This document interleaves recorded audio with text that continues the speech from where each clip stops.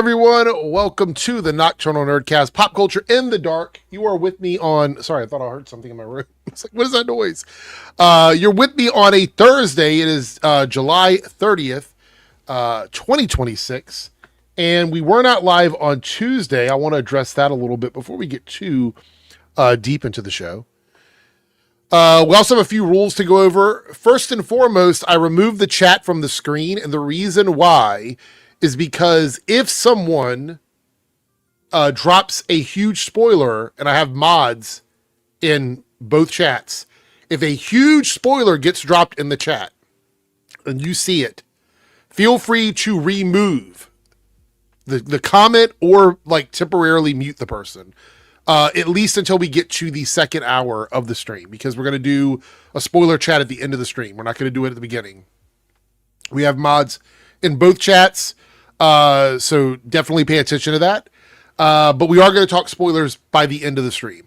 I was not live on Tuesday specifically because...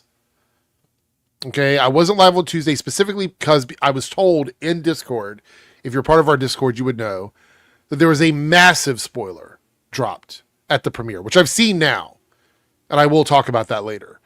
But there's a massive spoiler dropped, and that spoiler may or may not have been true, but I was just like, this is the one movie this year that I had avoided trailers and teasers, and I did not want to get spoiled on it. Right? So I did not feel comfortable going live. I didn't want to subject you guys to possible massive spoilers. Now, I realize the movie has only been out this week, right? It's only been out this week. So there may be some stuff in there, in these comments that might feel a little bit spoilery for you guys. And I would say view at your own discretion. One second. View at your own discretion, because I cannot control what you may consider to be super spoilery. So I get it if people want to bow out tonight before we get too heavy into the conversation. So yeah, just be aware of that. Anybody that shows up in the stream tonight, the only rule that I have in terms of like our discussion, is that you don't spoil anything until we get to the spoiler section for anybody that jumps in the chat. Because if it's been in a trailer or a teaser or something like that, that's fair game. And I know not everybody watched those. So again, I get it. View at your own discretion. I'm going to try and keep it as cool as possible with all of this. Also, any super chats that have spoilers, if you do want to donate and support the stream, you can do so with super chats, and we'll answer them in the spoiler section, or wait until the spoiler section happens. And there's an hour wait on new subscribers. So if you are a new subscriber that you want to chat with chat in the chat with everybody, you have to wait at least an hour, because I'm being very careful about this. Now, so far it's just me. I'm the only one here, but I do know that several people on Discord said they wanted to come in and they wanted to chat about this. So we'll see if they show up. If they don't, they don't. That's absolutely fine. Anyway, how is everyone doing? Is everybody having a good week so far? I did put up my review for Spider-Man Brand New Day earlier. I know that not everyone had a chance to watch that, but don't worry. If you didn't, I will kind of cover a lot of that in the stream tonight. So we'll definitely go over that. Let's see here. Just your casual viewer says, hey, Eric, it's a good week to be a Marvel fan this week after X-Men 97 and Spider-Man Brand New Day. Yeah, and I think we have more good stuff around the corner.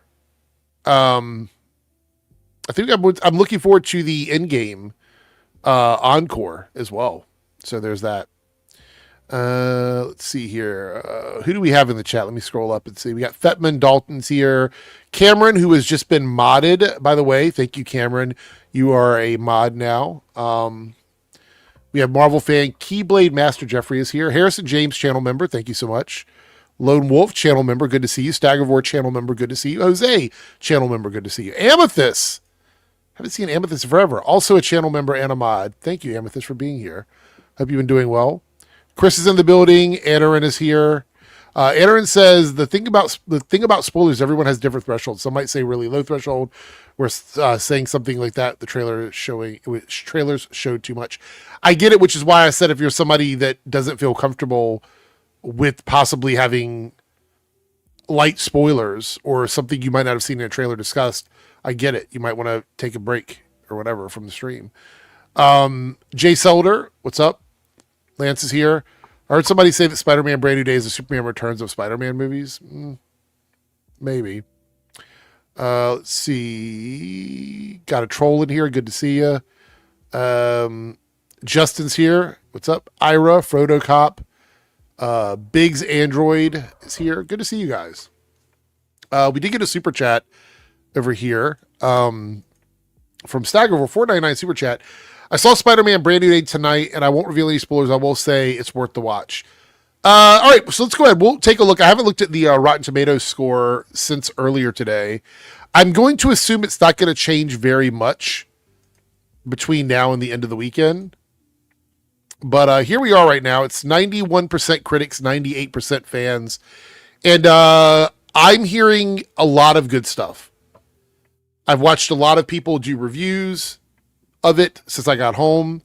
Channels that don't even talk about movies have been reviewing Spider-Man Brand New Day. I've heard people say they didn't like any of the Tom Holland movies, but they like this one. I've heard people compare it to Spider-Man 2 from the original trilogy. Probably one of my favorite Spider-Man movies of all time, saying that they like it that much. I've heard people talk about this is in the category of like Spider-Man 2 and the Spider-Verse movies as well, which I love the Spider-Verse movies. But yeah, I mean, well, you know what, Jose, we'll talk about this in a minute. I have some numbers. We'll talk about this in a minute. This is the crazy thing. Today, I had to drive 30 minutes to go see this. The theater that I normally go to is 5 minutes from my house. It's my favorite movie theater. It's a little like locally owned movie theater. They have large screens, but they're not IMAX. I had to double check. They don't have any IMAX screens. They have large screens. But they were completely sold out within a day of the tickets going on sale, which is highly irregular for my local theater. So I had to wait for a third showing to open up 30 minutes from me to go see this movie. And it was worth the drive. If you didn't watch my review, let's talk a little bit about it. Let's go ahead. We'll talk about it. I thought this was a great movie. Like I said, for me, it's low end 8, high end 9. I'm kind of fluctuating a little bit. I'll probably see it a second time when I can see it, when I can get a ticket. I'll probably see it a second time to go and like fine tune my score. Bootleg IMAX, yeah. I can understand arguing a 9. Like I wouldn't tell somebody a 9 is wrong. I wouldn't say no, a 9 is impossible. I feel like I'm sitting somewhere in the middle of that bubble, like between an 8, 8.5, 9, somewhere around there. I couldn't get a ticket for the rest of the weekend. I actually have, I don't know where I put it. When we get someone else here, I'll go look for it. I actually got one of the popcorn buckets, but I don't remember if I brought it in here or not. I don't think I did. Everything related to Peter Parker and Spider-Man in this movie is a 9 for me. That's why I said it's like between an 8 and a 9. Everything related specifically to Peter Parker, Spider-Man, and New York City is a 9 for me. There are no notes. Spider-Man's story from beginning to the end of this movie, no notes. Great. This is my favorite Tom Holland performance of Peter Parker and Spider-Man. I think that he did everything and more in terms of carrying this movie without having a lot of baggage from the MCU in it. So if we're talking just Tom Holland, Peter Parker, Spider-Man, spending years building up trust in the city, all of that, No notes. Love it. Beautiful. Great job. Great job. And I would even say the setting, being in New York, Yelena's in it for a couple of minutes. It really is a tiny role, but it's fine. I'm not going to spoil what she's doing if you haven't seen it, but we know she's in there. Bruce Banner, Hulk, goes in. He's there for a reason. You know, there's not a lot there for him to chew on. I understand why he wasn't, just like they didn't have Florence out promoting the movie. I understand why they didn't pull him off of like Task season 2, which is, I think it's season 2 that's filming right now. I understand why they didn't pull him off. Like, he's in the movie, he's there for a reason, but it's not a Spider-Man and Hulk movie, right? Now, the second biggest character in the movie for me, in terms of like what I enjoyed, is actually Punisher. This is my favorite Punisher thing I've ever seen. I liked it better than the special. And I know that's controversial. People want Punisher to be extremely violent and, you know, use a lot of colorful language and stuff. I get it. For me, that didn't matter. I absolutely loved the Punisher in this movie. I want to see more of this Punisher. Give me more of this Punisher. I think he was great. They personalized him in a way that made him feel relatable. And I believe we needed the Punisher special to happen to get him to where he is now. Like, where he is in Spider-Man Brand New Day required the trauma of that Punisher special. But I think that both Peter and Frank had such a great chemistry in this movie. But it also doesn't feel like it's a Spider-Man and Punisher film. Like, he's there. Like, he's in the movie and plays an important role and is a very big part of Peter's story when it comes to crime fighting. But it's not like necessarily a buddy cop situation. There are moments of that, but that's not what the movie really is. Visually incredible. Absolutely beautiful. There, you can tell that there's inspiration from the OG Spider-Man movies, both the Tobey and the Andrew Spider-Man movies. You can tell there's inspiration from the video games. It's all clear there. The swinging through the city, those shots are beautiful. Jumping off the buildings, those shots are beautiful. We've seen some of that in the teasers and trailers, but watching it in the theater on the big screen, it felt pretty incredible. Let me think. What else can I talk about that's not spoilery? There wasn't a ton of baggage from the MCU in this. I'm thinking, like, there wasn't a ton.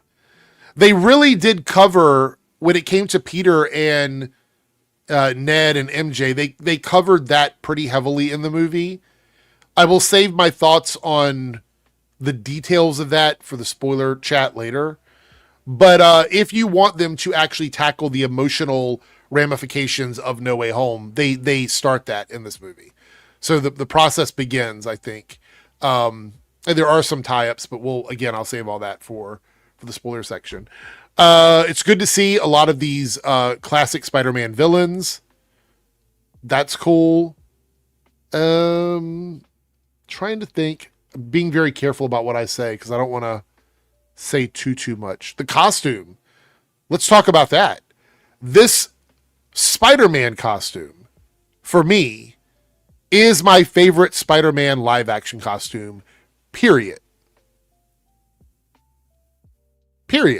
Like, I don't care. I have a couple that I really enjoyed, but I've always felt they were over-designed for the MCU, especially the very last, like, 2 of them. Like, I felt they were over-designed. I loved them, but I felt they were over-designed. This one is literally a comic book costume. It quite literally is. It's beautiful to just see a simple, very smartly tailored, classic Spider-Man suit done at the best possible way. I think this is my favorite live-action Spider-Man suit, by far. And like I said in my video, it might be one of my favorite suits, if not my favorite suit in the entire MCU. Because I think it's so true to Spider-Man. And we know that there wasn't a lot of CGI necessarily for the suit, right? Like it was a practical suit. We saw it on set, and it looks great. No notes for that. Spoiler-free conversation about Sadie Sink. Okay, I know some people don't want to be spoiled. Some people probably already have been, but I'm not going to participate in that here. I'm going to keep this spoiler-free. Sadie Sink, in her role, did an incredible job of what she was asked to do in the movie. And I think every scene that she was in, everything that she was trying to accomplish based on what they were looking for her to do, she did incredible. I don't have anything negative to say about Sadie Sink's performance. And I'm excited that she's going to have an opportunity to continue making appearances, I guess, in a few movies. I'm not really sure what the contract is with Sadie Sink. But as suspected, I really enjoyed her. And I said before that I probably would because I like Sadie Sink. She's one of my favorite characters from Stranger Things. Actors, I should say, from Stranger Things. So I wasn't anticipating anything bad from Sadie Sink. We got some comments here. Stagavore with the member chat. For anyone going to the theater, get there early. Well, every theater in my area has assigned seating. So for us, it's not really an issue. Even the small theater has assigned seating. So there's not a big problem with us in terms of like, if that's what you're talking about. We did have to wait for food, which was kind of annoying. I did like a combo, popcorn, a couple of hot dogs, a drink combo. And they have the hot dogs on the roller. I love a good roller dog. Like if it's been sitting on a roller for a while, I know a lot of people think that's gross. I don't. I'm a sucker for a roller dog. It was sitting back there and I ordered 2 of them and I was really hungry and they were taking forever to bring me my hot dogs. I'm like, I've already got my popcorn. I got my soda. Just give me my 2 dogs. I come to the theater. This is one of those theaters that doesn't have a full restaurant. They have a bar. Like if you want to get fucked up and get drunk, you can do that. But they serve a lot of like easy, quick to make food. And there's hot dogs on rollers. I'm like, just give me my fucking hot dogs. 30 minutes. Oh my God. I forgot to tell you guys this. This was an AMC, right? So it's a brand new, like redone AMC theater. I think it was like 35 minutes of like previews and TV show ads and 35 minutes. We got there at 2:30. The movie didn't start until after 3.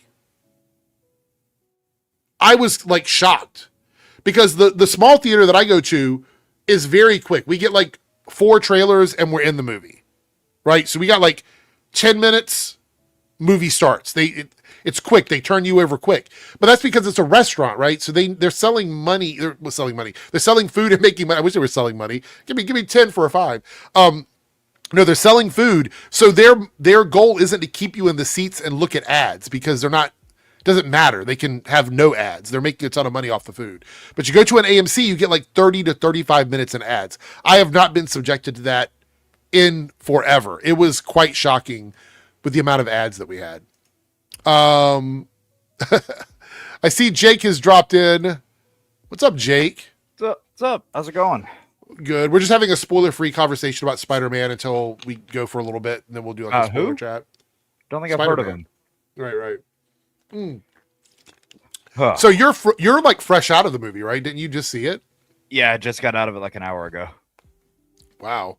So did you record your video already for your channel? I did a out of the theater reaction that's rendering as we speak. Okay. Amethyst here, a member for 78 months. Thank you so much, Amethyst. Says, I enjoyed it, but it's not my fave of Spider-Man movies. I would say some people are putting it in their top 3. Some people are putting it in their top 2. Some people are saying it's their favorite of the Tom Holland Spider-Man movies. So I've heard different rankings of it. But thank you, Amethyst. Good to see you. Do you have any particular like place you would put this? I mean, your letterbox, I haven't looked at it, so I don't know if you've updated it or not, but do you have any particular place you would put this movie? But actually, you know what? Before we even go there, okay, do you want to give your like quick, this is what I thought of the movie kind of vibe for everybody? I'll say I forgot what it feels like to go to the theater and watch a brand new Spider-Man movie because we haven't had that in a number of years. So that feeling was kind of nice. Really dug Tom's performance. This is arguably his best performance that he's had as the character. It's tied with that in No Way Home for me. Liked John's scenes as the Punisher a lot. You can tell he and Tom had a blast on set filming this, and just the back and forth between them is great. Some scenes funny, some scenes serious. Really good stuff between them. Let's see. Who Sadie ended up playing.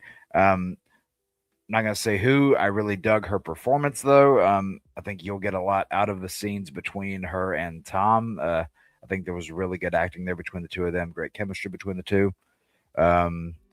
And something that I really like that this movie did that I've kind of criticized the Tom Holland movies for not doing up to this point is that New York really started to feel like a character in this one, whereas it didn't, in my opinion, with the previous three. They started to show that more in this one. Thought S. and Daniel Cretton brought his A game from Shang-Chi and Wonderman. Loved the cinematography and the way that the action was shot. Zendaya and Jacob Batalon, I think is how you say his name. I mean, you're correct. It's not in the movie. Great. Hey, Phil, what's up?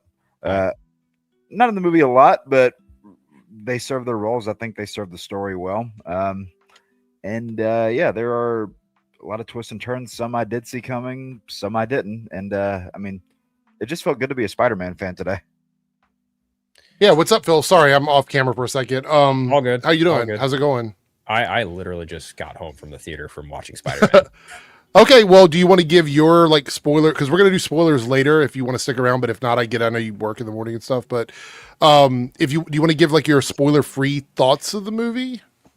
Yeah. I mean, I'm gonna have to watch it a second time just to see where it ranks personally.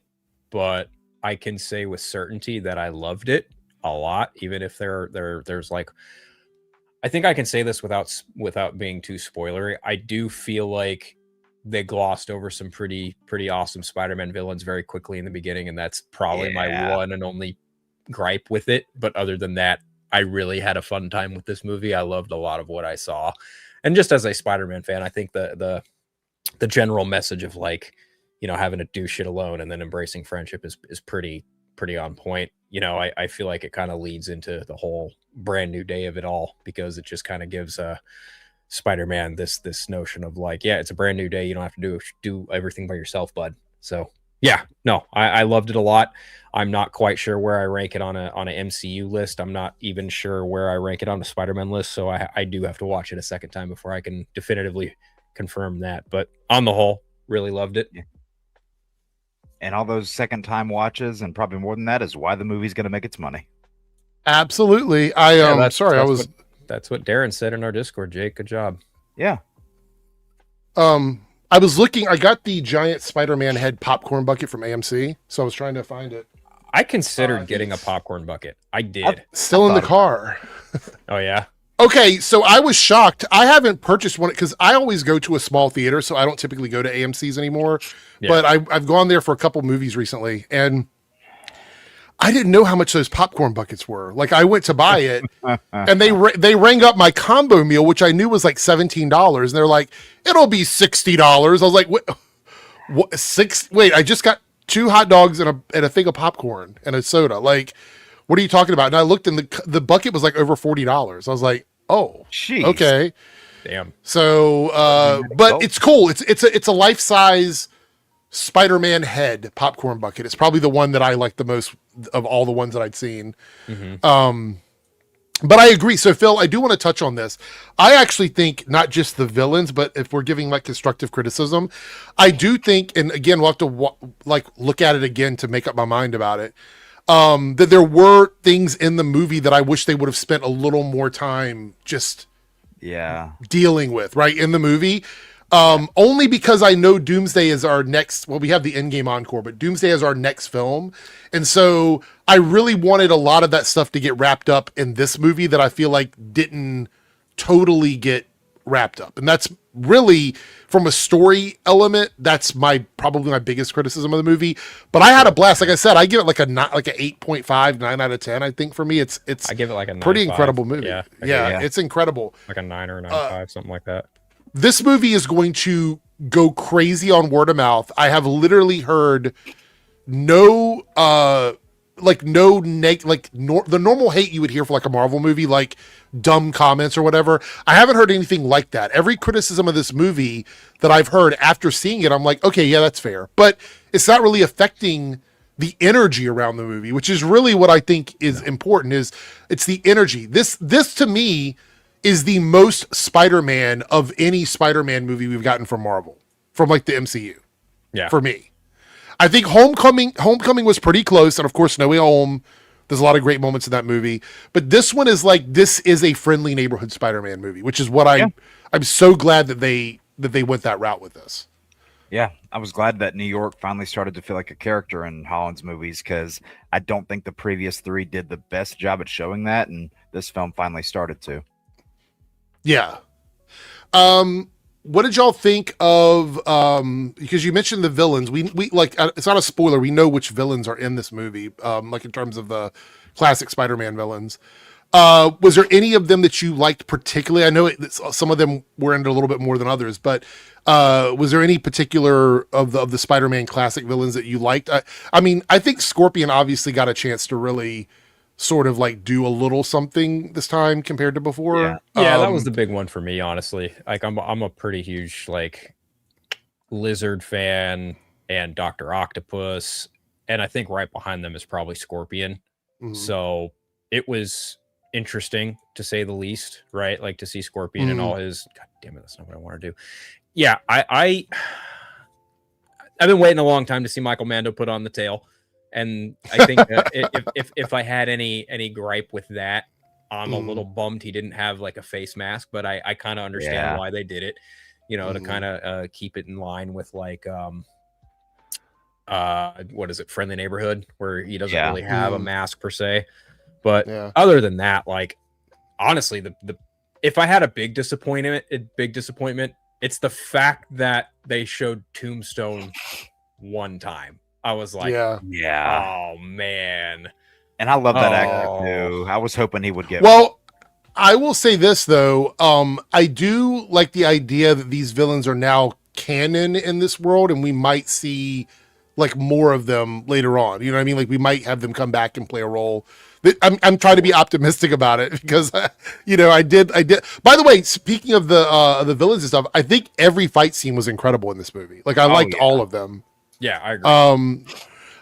I was saying, and you guys might disagree with me on this, but I feel like this movie was totally like, there's certain things that were in this film that were inspired by other Spider-Man things. I feel like the swinging and the jumping and the building climbing and stuff, that was completely video games. Like that was the Spider-Man video 100%. game. There's a moment in there where the web bombs are straight up pulled from the video game. There's a move that he does on Scorpion that is straight out of Spider-Man, the video game.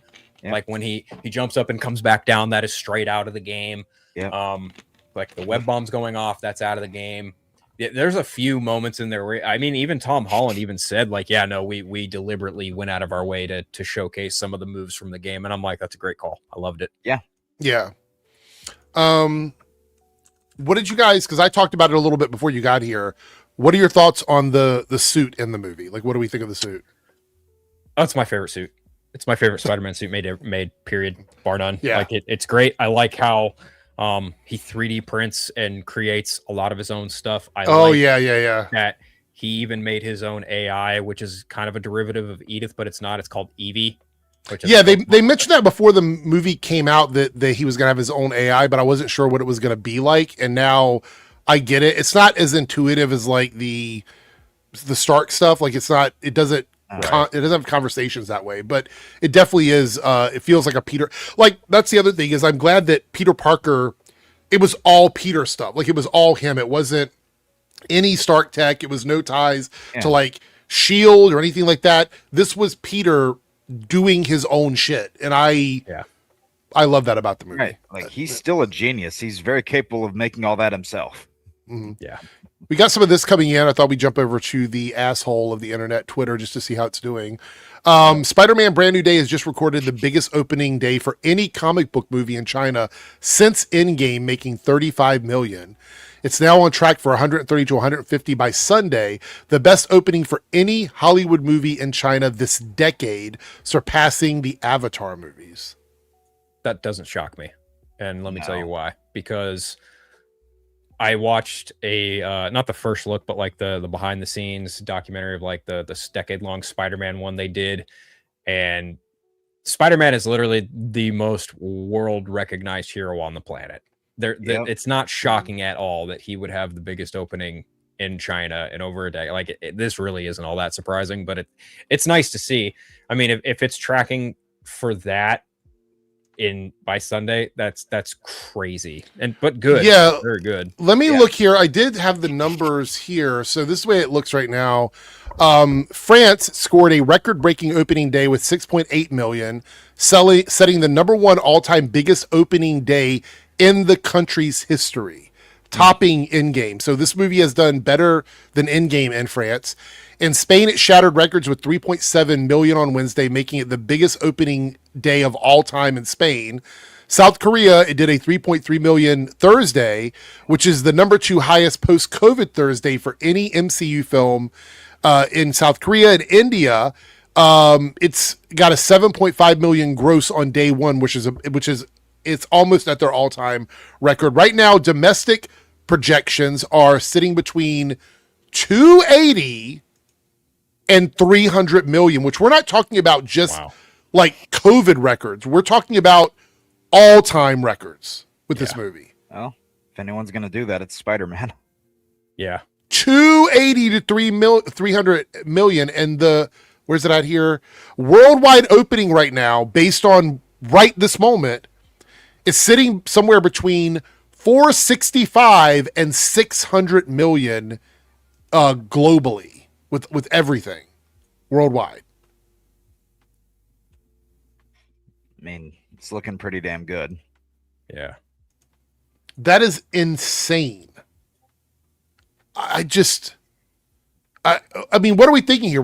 I mean, look, I feel like barring some catastrophe, like if something crazy happens, this is a easy $1 billion movie. Like 100%. I feel like it's an easy road to $1 billion. Yeah. I was not worried about that at all. Yeah, no, there's no way this movie doesn't make $1 billion. If it doesn't, I'd genuinely be kind of surprised. And by the way, I think it deserves $1 billion. Like we talk about movies that sometimes get there by chance. This movie is so good. I think it's a $2 billion movie, in my opinion, based on how good it is. Yeah. Like I'm not saying it's going to get there. Let me rephrase this. I think the movie deserves $2 billion. I think it's that good of a Spider-Man movie. I want Sony and I want Marvel to benefit from doing something right. Like when they do something really good, I want them to take that and run with it. And I feel like with this movie, again, I do have criticisms of it, but none of it takes away from how great the movie is. Like, I think it's just a great Spider-Man movie from start to finish. Agreed. And, and I also, this is what I love about this is we're in a point now where the Odyssey, which by the way, have you guys both seen the Odyssey or no? Yeah. It's funny you ask, Eric. We saw it at the same time, but I saw more of the movie than Jake did because Jake fell asleep half the time. What? Swear to God. Jake was sleeping through like a third of the Odyssey. I shit you not. Oh my God. Like okay, so it was me, our friend Alan, Chainsaw Reacts, and Jake. We were all at the AMC Mission Valley 20 in San Diego. And like every half hour, 45 minutes, I lean over and Jake's just knocked out, fucking sleeping. The funniest shit ever. I saw the whole movie. I thought it was fucking phenomenal. I ranked it. Without Batman, it's my number 2. With Batman, it's my number 3 because my absolute favorite Nolan movie is The Dark Knight. And then it goes Interstellar, Odyssey. But without Batman, it's Interstellar, The Odyssey, Oppenheimer. So, well, it's crazy to me because that movie is also still doing incredibly well. It's over, I think it's like the fastest movie to reach 700 million this year. I think so. Holland's having a hell of And 1 billion at this point is guaranteed for the movie. It's going to make $1 billion. They've extended the Odyssey. Guys, trust me, I'll get to why I'm bringing this up. They've extended Odyssey showings through September already for IMAX because there's just that many people that want to see it in true IMAX, right? So they're doing that. Theaters around the world that offer IMAX and LIMAX, which is like the step down from regular IMAX, they're extending the showing of it. You know, yes, Maestro, you're a mod. Please, if anybody is dropping spoilers during the non-spoiler section, feel free to put them in timeout. We're getting there. We're getting there. We're going to do that tonight for sure. But the reason why I'm bringing this up is we're at a point now where we have 2 movies in theaters that are going to be in theaters through the remainder of August. Like this movie will be in theaters through August. Disney is one of the companies that leaves movies in theaters well over 45 days typically. And the Odyssey we know is going to be running through September at this point. So $1 billion is easy for the Odyssey at this point. It's an easy $1 billion for them. I feel like we're at a time where all of these haters of art and entertainment are just having a really bad day. Like these 2 movies are both going to do incredibly well. And there's really not a lot to challenge them at the box office through the remainder of August. And in terms of IMAX, you know, we're going into September with the Odyssey now. I don't know about Infinity Vision. So we'll see where that goes and all this shit. Lord. But I got that but I think it's incredible. Spider-Man, by the way. The Avengers trailer. Oh, and we have someone else that just saw the movie. I'm assuming that Joe just got out of the movie. Okay, everybody hold your... Did you see it? Yeah. Okay, everybody hold your breath. Joe, non-spoilery, what did you think of Spider-Man Brand New Day? It was really good. Oh! It was really, really good. I don't know. I need to... What is it? It's unanimous? I think we're all in agreement that it's a really good to great movie, and we're probably going to see it another time. Yeah, I mean, I got to see it again before I make my final decision, but I do think it's my favorite of the Tom Holland Spider-Man movies. That's what I'm hearing from a lot of people. Second person I've heard say that today. Yep. Okay. Yeah. I went back this past week and watched No Way Home. Right, I didn't watch Far From Home and Homecoming, but I did watch No Way Home. Although it's a really good movie, and I do get the fun vibe from it, this movie is a lot better than No Way Home. It's a lot better. Like, No Way Home does a lot of nostalgia bait, and it does it well. This movie doesn't rely on that. It relies on classic Spider-Man, I think, is the difference. Sure, I'm not sure I 100% agree with that because I think both films kind of pick and pull from different areas and elements of Spider-Man, and that's what I think truly makes them great. Because, like with, I won't disagree. Does No Way Home use nostalgia bait? Sure. However, let's also not kid ourselves here. Spider-Man has had many encounters with various versions of himself. Oh yeah, through the comics. Like that's not a new concept. Yeah. But the fact of the matter is the fact that it's, you know, Andrew and Toby along for the ride in the third act makes it a whole different ball game and a conversation. But even still, it technically is comic accurate, whatever way you want to spin it. But, you know, I also, Brand New Day is a very comic accurate Spider-Man film, I would say. In a lot of ways, is it more comic accurate than No Way Home? Well, fuck, I don't know. That's up to interpretation, I suppose. I don't know if I put it more comic accurate. I just feel like it's more classic Spider-Man. That's where I call it. Sure, I can see where you're coming from. I mean, well, okay, let me ask you this. What exactly do you mean by classic Spider-Man then? I mean a Spider-Man that's kind of focused on the world around him and not the greater world that we all exist in. Like he's in New York, being the friendly neighborhood Spider-Man. Like for example, without spoilers, there's a scene in the movie where there's some shit going on. Well, actually, you know what? It's a scene we've seen. It's the tank scene with Punisher. They've advertised it in the trailers. Yes. He's doing stuff around there. He's at the time that he's dealing with that and he's dealing with Punisher, he's also like randomly saving people as that's going on. And to me, that's such a classic Spider-Man thing. Like he's stopping to make sure that everybody's taken care of. And it doesn't feel like they're trying to make Spider-Man something that he's not. it genuinely feels like that's who Spider-Man is. And I really appreciate that. He's one of the people on the street. He looks out for his neighbor. Yeah. I don't know if this is my favorite yet. I got to see it again, but I do know I like the movie, but No Way Home is definitely my least favorite of the. Oh, really? Four. I mean, it's not bad. I'll enjoy it, but of the four, it's definitely my least favorite. So here it says Spider-Man Brand New Day is making history tonight by recording the highest grossing previews in American box office history. Nice. 65 to 75, beating Avengers Endgame. Ending a Hollywood legend that big movies need IMAX and making audiences try premium formats they've never experienced before. Well, there's also LIMAX. There's IMAX and there's LIMAX. So Right. But yeah, I mean, like, I just Joe, we talked about our overall thoughts about different things. Is there anything in particular, we're doing spoiler free at the moment. Is there anything in particular in the movie that you really enjoyed that you hadn't seen in previous Spider-Man movies, or are you still kind of thinking you have to go back and see it again to like pick out small stuff? I mean, that I'll say this: there's multiple. I'm not going to say names. You know, Punisher and Hulk are in the trailers. Yeah. That's fair. I've already talked about them. But there's multiple Marvel characters in this movie. And it's kind of the Marveliest Spider-Man movie of all time. And yet, for some reason, despite the fact that it's more Marvel-y than any of the others, it also feels like the most uniquely Spider-Man. I don't understand how it pulls that off, but it pulls that off. Well, I will say, I think Destin's a great director. I think that's just really what it is. Like, I think he's a really great director.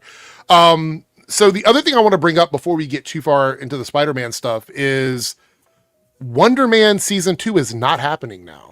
Yep. Did you guys see that? Yeah. I was looking here. Let me see if I can find the actual tweet that I bookmarked, but there was they greenlit it because it's done so well. It's up for all kinds of awards, which, by the way, I believe one of the awards that it's up for is ongoing series. So because they greenlit a season 2 and then it got nominated for an award for that, for being an ongoing series, but now they're classifying it as a limited series. So is it no longer up for that award? It's a little weird. Also, I wonder why they decided to do this. Is it because, like, we talked about this, Phil, you weren't here. Jake, I don't think you were here either. And Joe, I don't know if you were on, but I know that Darren and I talked about it. Is this a sign that we are getting a bigger reset? Because remember I said we're going to lose characters that we care about. Is this a sign that this version of Wonderman that we got in this great, amazing, like, one season of a show, is that it? Like, are we not going to see him again? Is he one of the, like, too bad, so sad, you're out? You know what I mean? Is that the situation with this? Because I think most people like the show. I don't know. Did everybody here like it? I thought it was a great show. I had a good time with it. I loved it. Yeah, no, I dug it. What about you, Joe? Did you watch it? Did you like it? Yeah, it was a great show. I didn't like the season finale, but other than that, it was a great show.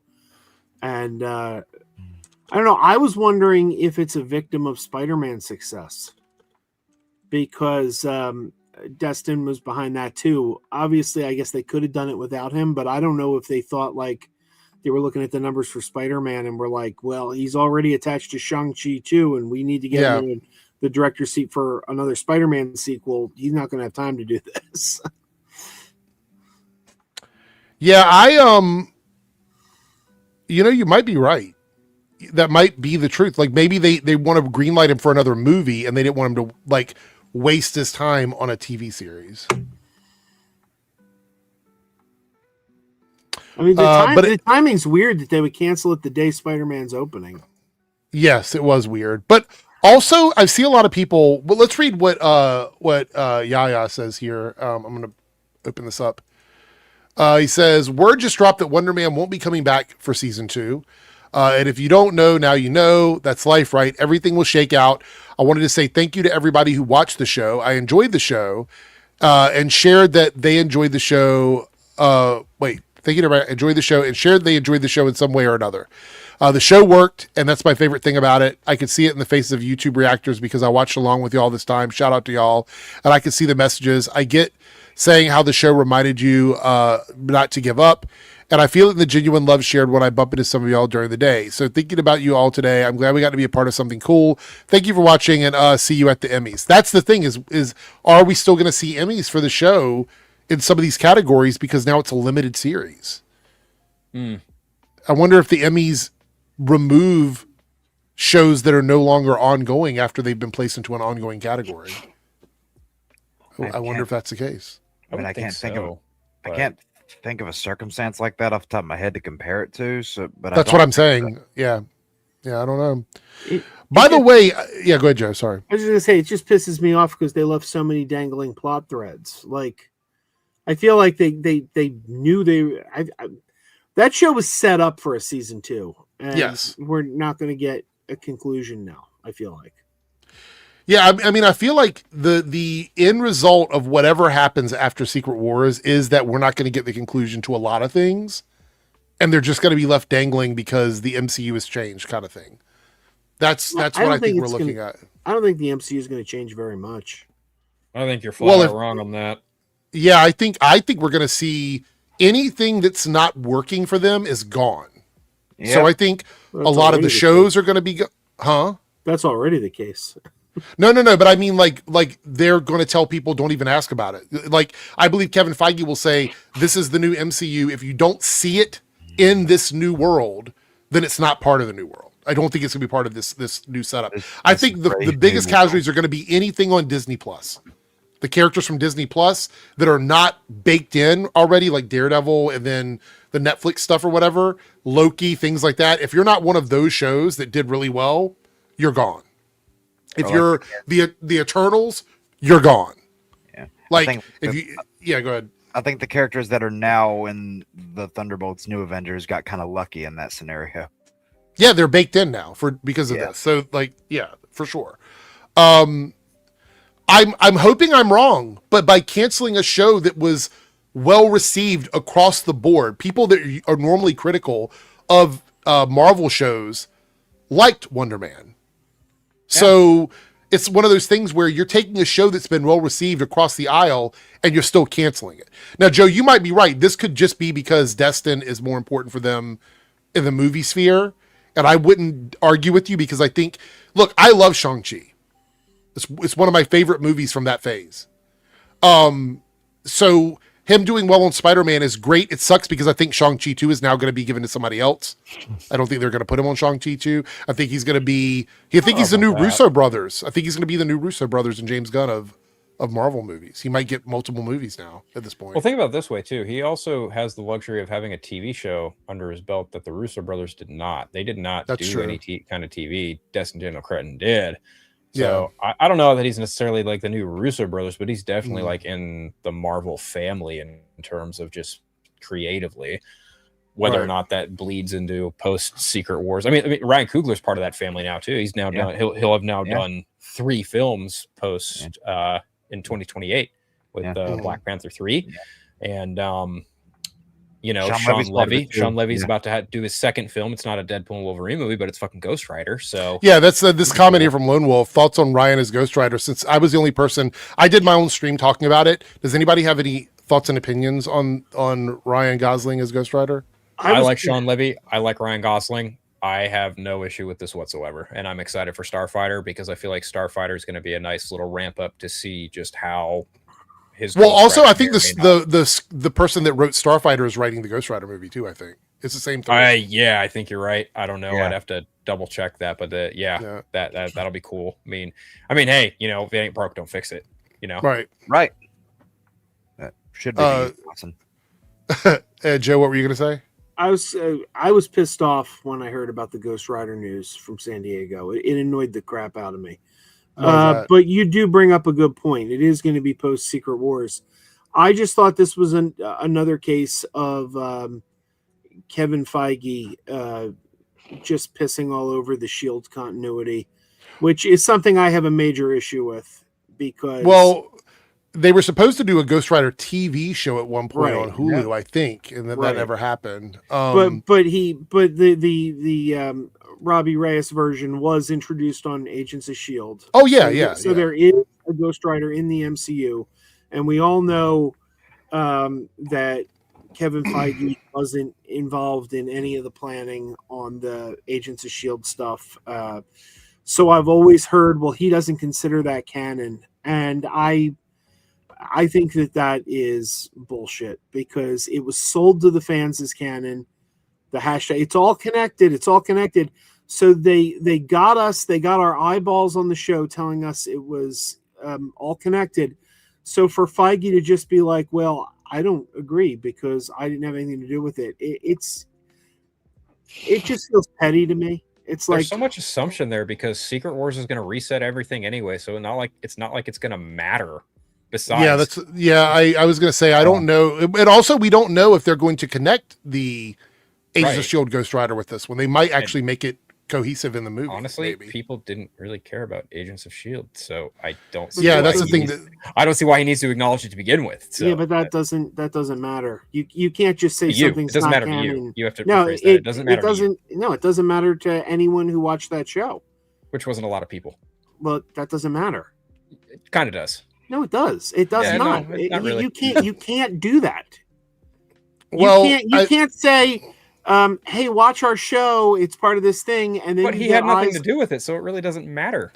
That's my point. Well, that's a bullshit thing to do to the fans. Not necessarily, because if he doesn't want to do it, okay, that's like saying it's bullshit. James Gunn can only carry over his nonsense from the Suicide Squad and whatever else he worked on, and then disregarding everything else. It's the same exact fucking argument, dude. Well, that's Flashpoint. That's not Flashpoint. That is Flashpoint. Are you talking about the Flash movie? The Flash movie? Flash Flashpoint. Well, let me jump in because I loved Agents of Shield. I'm a huge defender of the show. I think it was a great show, right?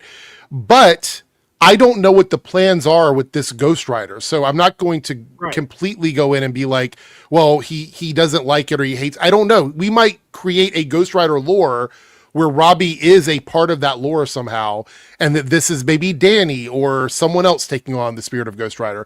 I don't know yet. I'm hoping that they do that, but I don't know. If he does that, good on him, but he does have a history of blatantly contradicting things that happened on TV, just like he's thumbing his nose at the fans, and it feels petty, and I don't like it. Get ready, Joe, because I think he's going to do that with Disney Plus shows too. I think that there's only going to be a very tiny handful of shows and characters. But if you're talking post Secret Wars, and it's in the story that the continuity has changed, then that's something different. But that's what it's going to be for Agents of Shield too. Like if they post Secret Wars, they would change all the continuity. I love Robbie Reyes as Ghost Rider. Ghost Rider on Agents of Shield, in my opinion, was one of the most successful characters from comics to bring onto the TV shows. I think he was fantastic on it. I liked him in the role. I wanted to see Gabriel play that character in another TV show. Like I totally wanted that. However, we're looking at a couple of things going on here that people may or may not like, and it's that I'm pretty sure they looked at that trio from Starfighter and said, this trio is going to deliver us $1 billion Star Wars movie, and we want them to work on something for Marvel. Everybody wants Ryan as Ghost Rider. Let's just copy paste into this next movie. And that's what they were thinking about. That's why I think like, as much as I love the Agents of Shield Ghost Rider, I don't think the studio heads are going to be like, yeah, but don't forget there was one on like 2 seasons of Agents of Shield. Like I don't, and look, it sucks because I like Gabriel. I like that version. But at the end of the day, the general audience going to see the Ghost Rider movie in 2028, they're not going to be thinking about Agents of Shield from 2017. That's my point though. No, I know. I'm not disagreeing with you. I'm saying I love the show, but at the same time, I think that everything after 2027, when we see it, it becomes canon. Outside of that, it's not considered canon anymore. If in the story they set it up like that certain things have changed and that the canon has changed, that's a completely different story. But like if that doesn't happen and they just ignore it, it's just another case of Kevin Feige being a crybaby because the Secret Wars from 2015 into 2016 basically redesigns the 616 continuity of Marvel. So characters like Miles Morales, Spider-Man, that was in the Ultimate timeline, got brought over into the main continuity, and it was just the history was rewritten so that he was always a part of that continuity. So what I think is going to happen with Secret Wars, because he keeps referencing that particular run, I think what's going to happen with Secret Wars is he's going to decide, as much as you like have an issue with Kevin Feige, and I have issues with some of the stuff he does too, he's going to get to decide which characters become they're back at home in Marvel, or the ones that are evicted. Because a lot of characters in Marvel got erased after Secret Wars, the ones that weren't working. So logically, I think that's what they're doing with their cinematic universes. They are going to clean everything up. I think the multiverse is over. I think they're no longer going to do, well, I'm not going to say over completely, because we have Loki and all of that.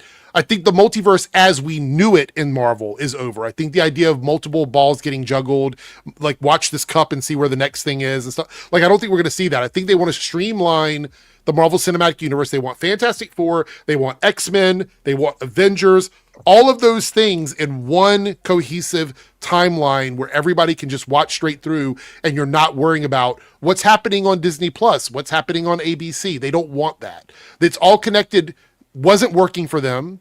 We know that the Bob, which one was it? Chepik, whichever one was in charge at the time, pushed for a lot of these shows to come out because of COVID, and we ended up with this massive slate of like TV shows. Some of them I really loved, some of them I didn't care for. But we got this massive slate of TV shows that Kevin Feige was incapable of covering because he was also dealing with movies at the same time. And it's just very disjointed. If I were to tell you some random character from Moon Knight wasn't in a movie that I liked or whatever, the vast majority of people would be like, who the fuck is this character? We don't care. And they don't want that. They want all of these characters to matter. We got introduced to 40 plus characters in phases 4 and 5 that only made one appearance in the MCU. Yeah. That's a problem. They need to tidy it up a little bit because the general audience is getting very complacent. The Spider-Man movie, this one, as good as it is, it sold itself on simplicity. And I think that's why so many people are resonating with the film. And it wasn't a lie. They weren't selling us a lie. It is a very easy to follow story in the movie, which is good. But now we have the in-game encore, which is going to add more money onto in-game. Who knows where that's going to end up? Then we have fucking Doomsday, and then nothing between Doomsday and Secret Wars, which tells me they're cleaning house. This is a palate cleanser before the culling begins and characters go away. That's what I think. I could be wrong, but I think that's what we're getting. I imagine you're probably not too far off. I mean, like, that's how, like, whenever like these movies or these animated movies or these comic runs, whenever they've gone about doing, resets or reboots, however you want to phrase it, in the past, they've kept what's worked, they've ditched what does not work, and they've retold it to go on later. But to your point, they really did not do the best job in the multiverse saga. And I get it, a lot of it, they got just dealt the shittiest hand possible. I acknowledge that, but there were just a lot of characters that their future appearances were not planned out, and therefore putting them in these big event movies just doesn't carry the same punch that they would ideally like it to. Kevin says the Kevin Feige Chinese media interview has a lot of stuff. Does anybody know what that is? I'll look it up here in a second. Hold on. Not a clue. I haven't watched it. No. Kevin Feige has yet to give me a reason to doubt any of his judgment outside of the fact he hired Taika Waititi twice. By the way, did you guys see non-Marvel related? There's what movie is it? Is it Clara and there was a trailer for it. It's based on a graphic novel, I think. Anyway, it's a Taika Waititi movie, and I've seen the trailer for it, and I was like, this cast, but they didn't advertise. This movie does not. Well, they didn't advertise Love and Thunder in it. It just says Thor Ragnarok. It doesn't say Love and Thunder. I was like, that's smart. But Love and Thunder was the more recent movie. I thought for sure they would use the most recent thing that people knew him from. So no. God, no, not that travesty. Funny. All right, so here we go. There's an interview with Kevin Feige. Go ahead, Joe. Sorry, you're cutting out. I just said that's one of the top 5 Marvel movies. Yeah, you love it. That's all right. a So good joke. Kevin Feige recently sat down for an interview in Shanghai with Chinese media outlet Watching Hollywood. These are the main things he talked about. So he talked about movies he's mapped through 2042. There's been an internal planning session mapping out potential MCU film slates 16 years into the future with possibly 2 films a year moving forward. That makes sense. And then they might do like a special one here and there. The Mutant Saga and X-Men focus. He emphasized that the X-Men and mutants will form the primary core of the MCU's next overarching saga after the multiverse saga, teasing plans to explore untapped Asia-Pacific Chinese mutant characters from the comics. So X-Men comics probably have the most diverse roster of nationalities and ethnic backgrounds, so it makes sense that they would want to do that. Live action Miles Morales. Feige confirmed that Marvel Studios undoubtedly intends to introduce a live action Miles Morales once Sony's animated Spider-Verse trilogy concludes. This is funny because in a recent interview, Tom Holland said that he already knows the path for like the mantle passing in the MCU. Like he knows where that's going to happen and when it's going to happen. He gets another trilogy and then I think Miles comes in. That's what I think. I have to imagine it's gonna happen in a similar vein of how it happened in either the comic Ultimate Fallout or how it happened in Into the Spider-Verse. Basically, like his version of Spider-Man's gonna die. Like his Spider-Man will die, and it will be up to Miles to essentially take up the mantle, more or less. That's kind of how I see that playing out. How they decide to do it in the MCU is entirely up to Kevin Feige because he is, the genius behind that universe. So, it's all. I would say for sure though, 2 more movies from Tom. Oh, easily. for sure, yeah. Oh yeah. Like they've already said they're working on a 5th one at the very least, and you got to. Yeah, I feel like he's going to be in group movies, obviously, and he's going to get his individual Spider-Man movies. And the crazy thing about it is that they're going to have to do a lot to build Miles up because the Spider-Verse movies have done a good job of it, but bring him into live action, that casting has to be a young actor, somebody who's really good, who is relatively young. And then that person has to be locked in for a while, because if we're going to move from Peter Parker to Miles, it has to be like, this guy's going to be Spider-Man for a minute. You know what I mean? I think there's a good chance in a 5th Tom Holland Spider-Man movie, that is a good possibility where you could introduce Miles. Yeah. It's a strong possibility, but we'll see what happens. It says here the last thing he talked about was Avengers Secret War as a reset. So this was a question he was asked about the reset thing. He described Avengers Doomsday and Secret Wars as the grand conclusion to everything starting back from the pre-MCU era. So all Marvel properties across, I guess, every franchise. I'm assuming he's like Blade, X-Men, yes, Toby Spider-Man, yes, maybe Fan Four Stick if he really wants to feel ballsy. I don't know. So he says it's going to end all of that and position Secret Wars as a launching point and a new beginning designed to onboard a new generation of fans. So it is going to be pretty much what I said. I don't know if it's going to be exactly as I described it, but they're going to streamline the MCU. And they're going to make it, they're going to introduce the younger characters with the older characters and do like a passing of the torch thing, which, to be fair, the TV show thing was where they tried to do it. And even those shows like Hawkeye, which I thought were incredible, the Marvels proved to the executives that bringing TV characters into the movies doesn't work. It's better when you take the movie characters and put them in TV as TV shows. I feel like they just disproved that tonight. With what? I thought Punisher was great in this movie. Yeah, but it wasn't Spider-Man and Punisher, right? He wasn't in the title, the billing for the movie. I think the Marvel's issue was that they were trying to bill that as a movie with...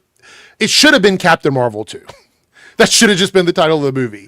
By titling it The Marvels, I think they fucked themselves. So I think... A little bit. Hollywood takes the wrong... So they always go the other way. Like if you give them 2 paths, they're always going to take the path that doesn't make sense. They think that the TV stuff doesn't work because they misnamed a movie. Instead of thinking, well, the TV show stuff can work, we should have just named the movie something else. Yeah. That's typically what it is. Yeah, they're going to avoid the yellow brick road for as long as they can. Yeah. We got some super chats here. Regular Goody Two Shoe says, Eric about to get dunked. I don't really know what that means because that was from 30 minutes ago, so I'm not sure what that was about, but thank you for the $2. Another one here, Eric, the biggest opening and biggest gross. Hey, yeah, for Spider-Man. Yeah, for sure. It deserves all the flowers. Congratulations to all the creative people behind the movie. I think that, as far as I can tell, the general audience loves this movie. And that's really where you make your money at.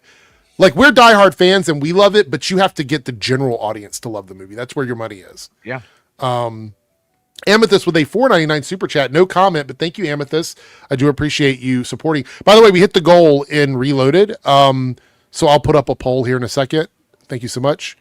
Staggervore with the $4.99 super chat says, I don't remember if this happened or not. Was there an update? So Blade is done. Basically, Kevin Feige said in an interview that he's a loser, and I'm totally paraphrasing here, but he fucked up by not getting that off the ground. And then I think the person who created the Blade logo came out and was just like, yeah, no, this movie's done. Like, it's not moving forward. It's not happening. Like, which is a shame too, because I love Mahershala Ali, and I thought the concept of him as Blade, that could have worked, but whatever. No, me and Phil were literally walking the floor Saturday while the Hall H stuff was going on, and then the Ghost Rider thing gets announced. He looks over and goes, I hope this doesn't turn out like Blade. Yeah. So, but I think the difference. Thought. I think the difference with this though is that this already has a bunch of, like, the creative team is already locked in right now. So I think that's the thing. I don't think this has I think this has a better chance of happening than Blade does, simply because, like, Sean Levy, right? And Ryan Gosling has been talking to Marvel about this for years. So I feel like this is already like a set in stone done deal. And also, it's not like Ghost Rider is an exactly like difficult character to bring to the big screen. I mean, you already have a prototype there with, Nicolas Cage in that movie, in his 2 movies, right? I feel like, doing Ryan Gosling in the Flaming Skullhead, and also fucking Mephisto from Ironheart's right there. Yep. I feel like Sacha Baron Cohen is like almost a guarantee to reprise his role there, but we'll see what happens. Yeah, I mean, there's already borrowed trust from Sean Levy because of Deadpool and Wolverine, so they know that he was able to generate the money.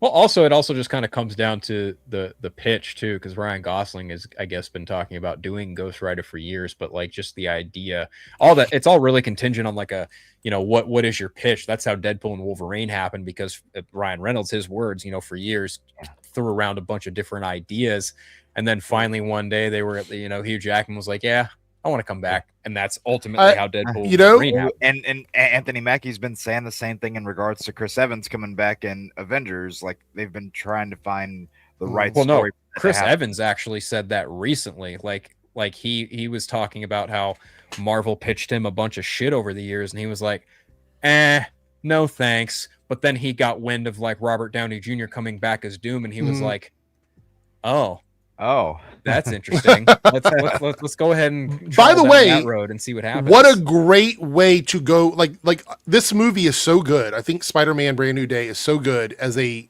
film. Yeah. This is a great first step towards the success of Doomsday, because people are going to come off of the high of this. They're going to go into Endgame and get that bug again, because they're going to see Endgame. They're going to get whatever the extra 7-8 minutes that we're supposed to get in that. And that's going to take us right into Doomsday. I think Marvel's got a good year this year in terms of films. I think the rest of the year is going to be really good. I won't say exactly what it is, but the post-credit scene in this film kind of leads to Doomsday, but not really, right? Yeah. It's fair to say that, right? Yeah. Well, here's the thing. We're going to do 2 more things, and then in 20 minutes, we're going into spoilers, because we'll be at the hour and a half mark. So we'll do spoilers in 20 minutes, if you can stay, Phil, because I'm curious what you think. So, but let's jump through these. I'm pretty lively. So, Joe, are you staying for spoilers? Maybe. I don't know. I'm a little. you look. I'll say you look a little tired. That's why I was asking. But it's been a rough night tonight. Like, just going to the movie was a rough night. Oh damn! Sorry. Wait, did you go with your family? Yeah, a lot of fighting. Oh, okay. A lot of arguing. A lot of yelling.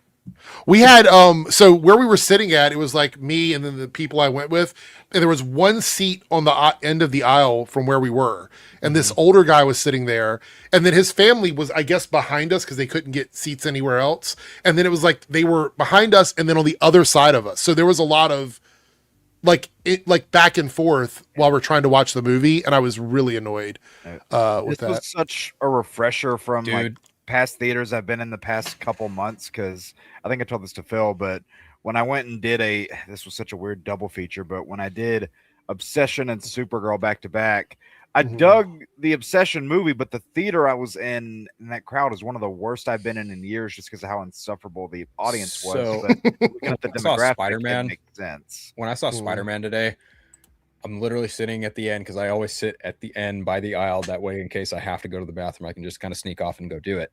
But there was a family of 4 a couple seats away. I shit you not. All 4 of these fucking people were on their phone, and I kept looking over like, are you fucking kidding me? Really? Are we really doing this during the fucking movie right now? If there's anything that frustrates me more during any movie, it's when people are on their phone.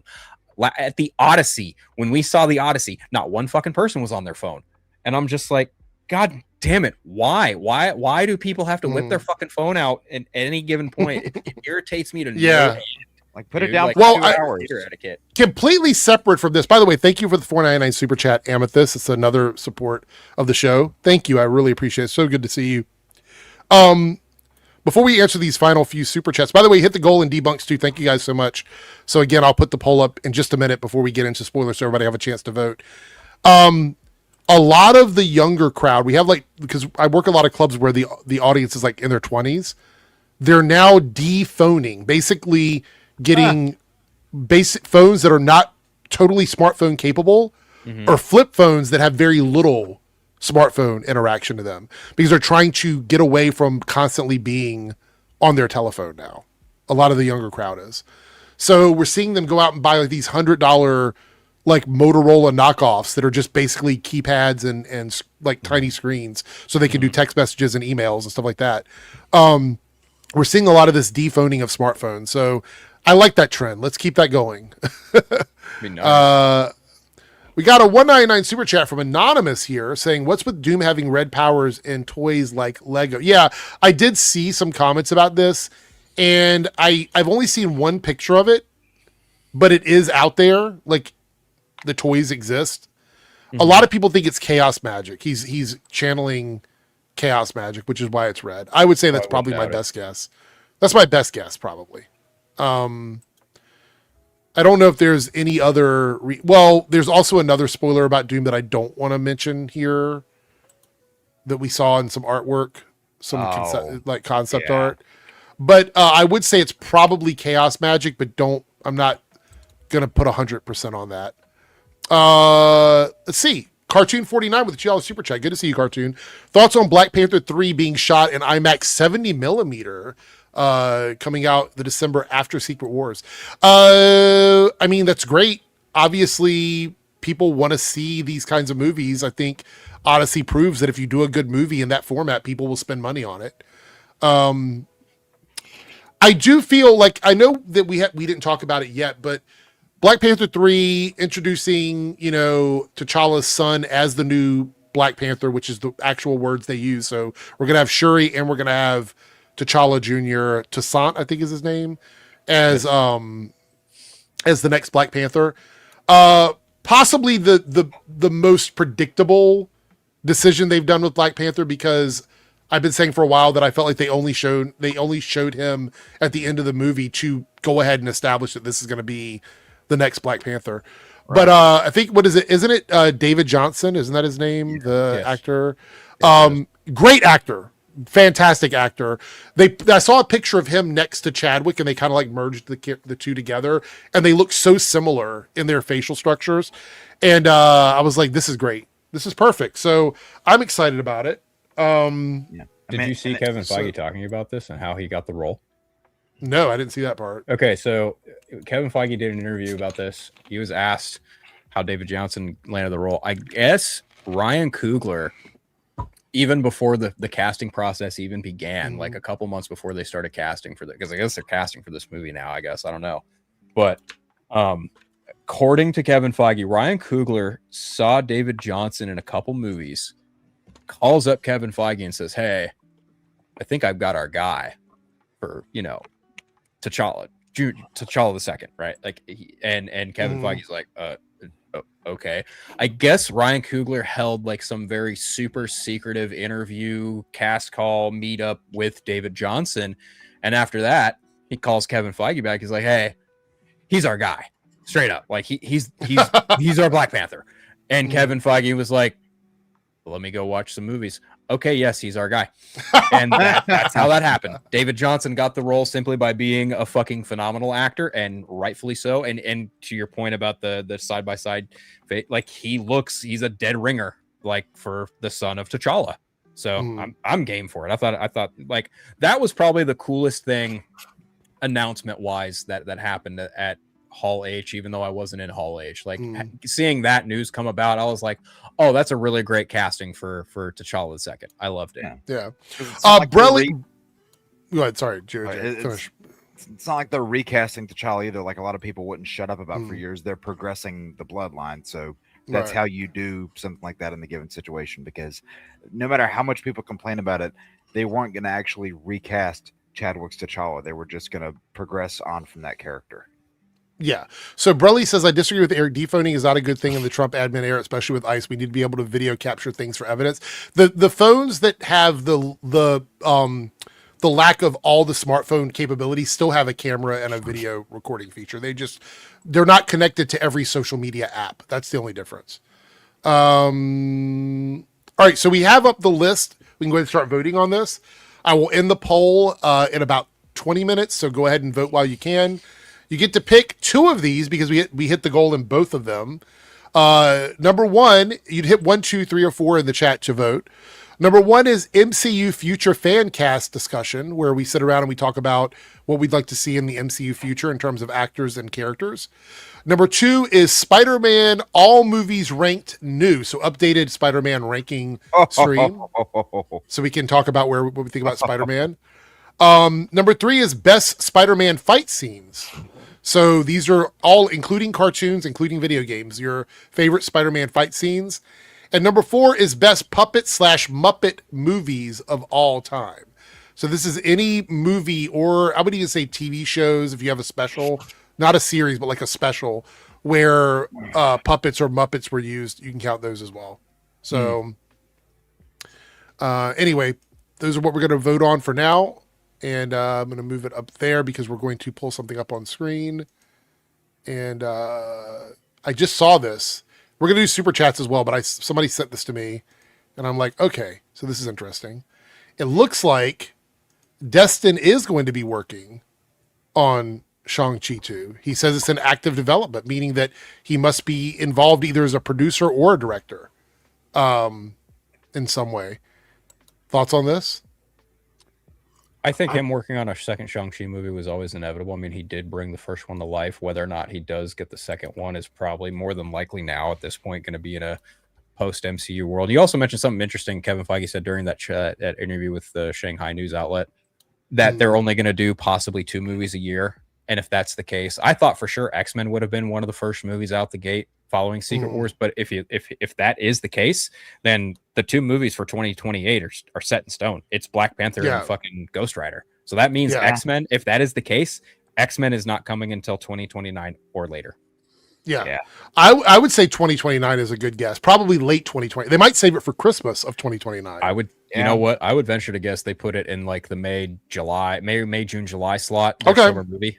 Because it's the X-Men. How do you not have them be on that same level of like X-Men kick off the summer and Avengers to end off the year? That would be yes, crazy. I mean, that's what happened when the very first movie came out. It released like right in the middle of June, so it was kicking off that summer. Yep. Yeah. All right, we got some more super chats here. Let me check them out. Cartoon 49 with a $2 super chat. Sean Levy is a questionable choice for Ghost Rider. Do we agree or disagree with that? I disagree. Disagree. Sean Levy has never given me a reason to doubt any of his work. That man is an incredible director in his own right. So you're saying he can even make episodes of Stranger Things good? He makes them watchable. Fair enough. He's so good that I went back and was looking at some of the movies he made, and he made some movies that I never saw because they looked like garbage. But like, I want to go back and watch like the Steve Martin Pink Panther remakes now because and I'm like, I never bothered with that crap, but I'm like, he did the Adam Project too on Netflix. That one's pretty cool. That's true. Good. Yeah. Like, he just loves working with Ryan Reynolds, doesn't he? Well, he loves working with Ryans because now he's working with Ryan Gosling too. Yeah. So He has a thing for Ryans. But I will say this: the thing about Sean in this situation is he grossed the highest grossing R-rated movie of all time with Deadpool and Wolverine. And we could argue about the quality of the movie, but we know that the executives don't really care about that. They care about how much money it made. So for them, if they're thinking about making Ghost Rider R-rated, he seems like a good option for them to throw in there. Well, those Deadpool movies, when all three of them came out at the time of their releases, they all still were the highest grossing R-rated films, and then the third one still is. Yeah. So, what are you gonna say, Joe? I was gonna say, speaking of Stranger Things, the box set came out this week. The Blu-ray. How much was the box set? Yeah, how much did that cost you? It was like $118. That's actually not bad, honestly. Yeah. That's $118 more than I'd like to spend on something like that. But I went for the basic set. If you go for they have a more expensive one, but I went for you don't want to know how much I spent on a statue I bought at Comic-Con. I know. I bought the absolute. Tell me what it is. I'll make the guess. Oh, Absolute Batman. Is it a hot toy or the hot toy one? So like $200. That's $400. That's 400. Yeah, I knew it was either 2 or 4, depending on what size. A little bit higher than that, but $500. Down. 450. There you go.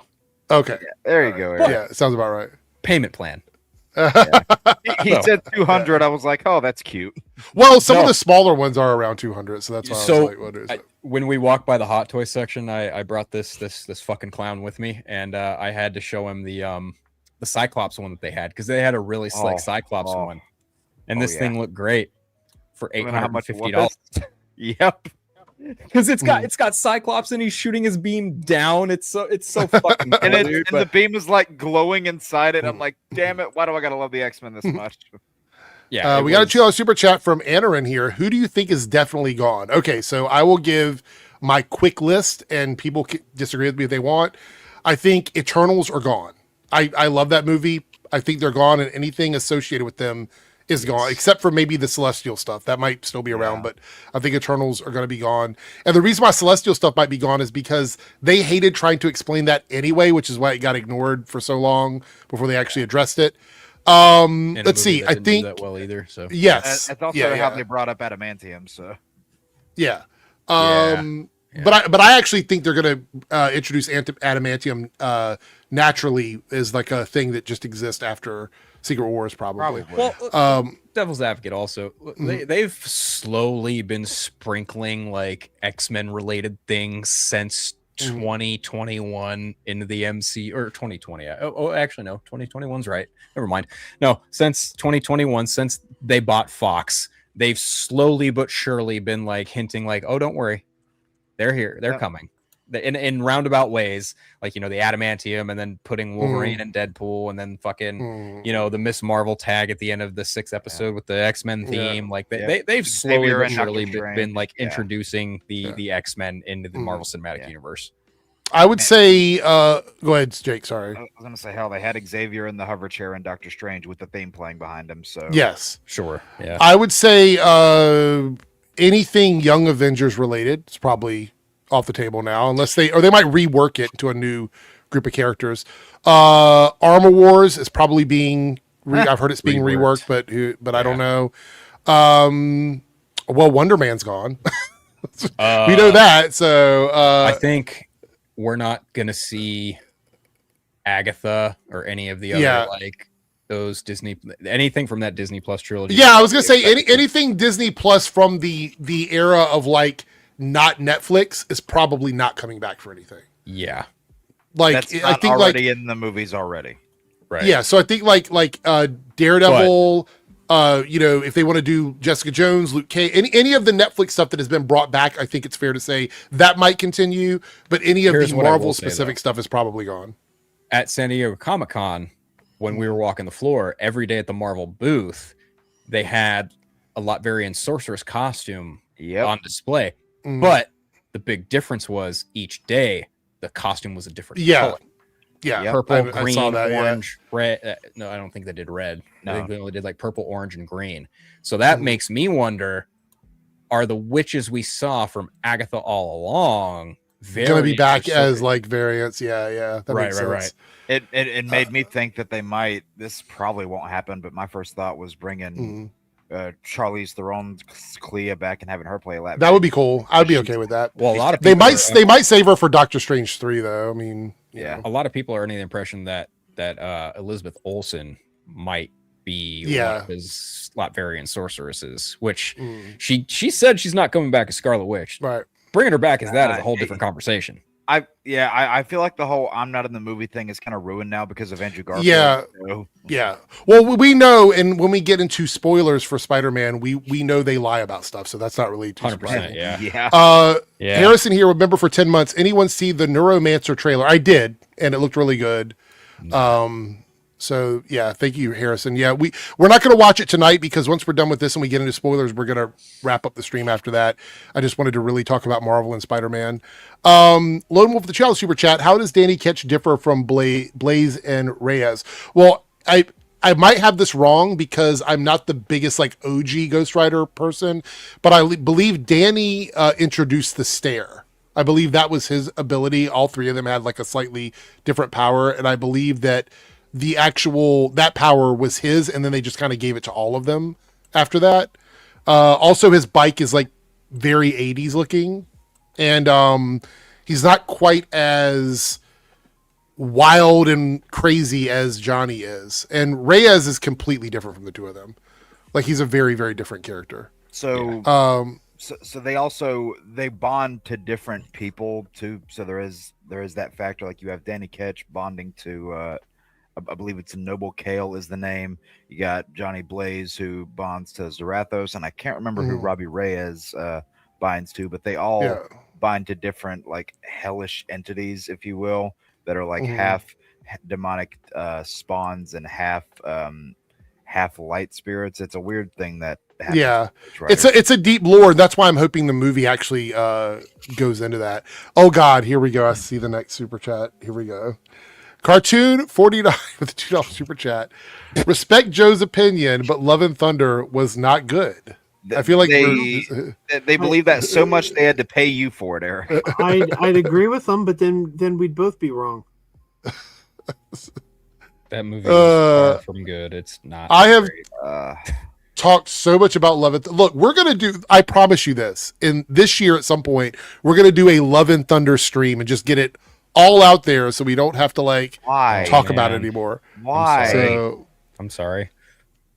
Actually, we're going to do a Thor movie stream. We'll talk about all four of the Thor movies. So, here's a hot take. I think Dark World is much more watchable than Ragnarok. I don't know if I agree with the Ragnarok because I do like Ragnarok, but I think Dark World gets way too much hate, honestly. It does. So if you do that Thor stream, I could probably stay for the first hour.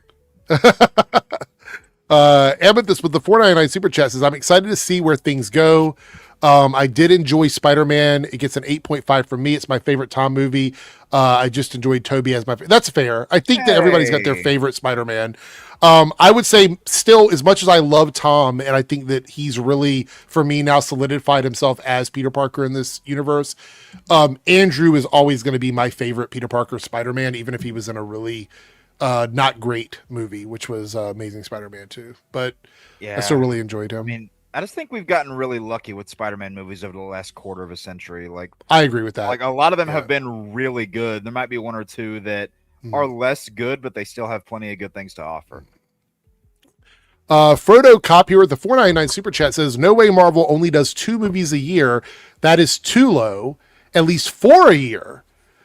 Disney will not let just 2 movies when they can do 4 reasonably. So let me explain to you why I think this is happening. Okay, I'm going to give you guys my opinion on it. Well, first of all, Kevin Feige has said that he wants quality over quantity, which is why they're scaling back to 2.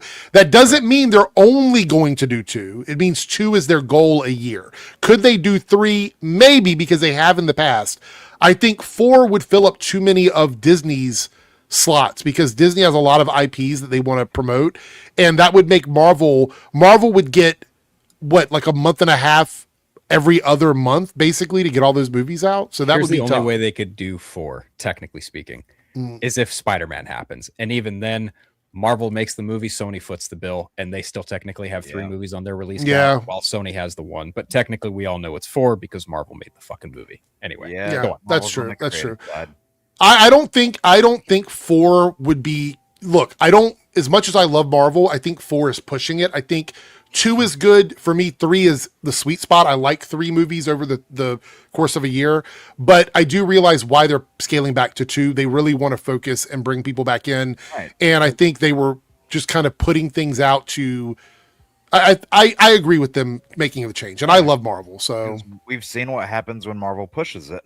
yeah. well, also we're in a very different landscape this time around too, because like look at last year. They had Captain America come out in February. It didn't do great. Thunderbolts had really great word of mouth, but the word of mouth, critically speaking, but not so much box office wise, because it got sandwiched in between so many different movies during that summer season. It just got flanked. And then Fantastic Four released 2 weeks after Superman and barely made it to 500 million.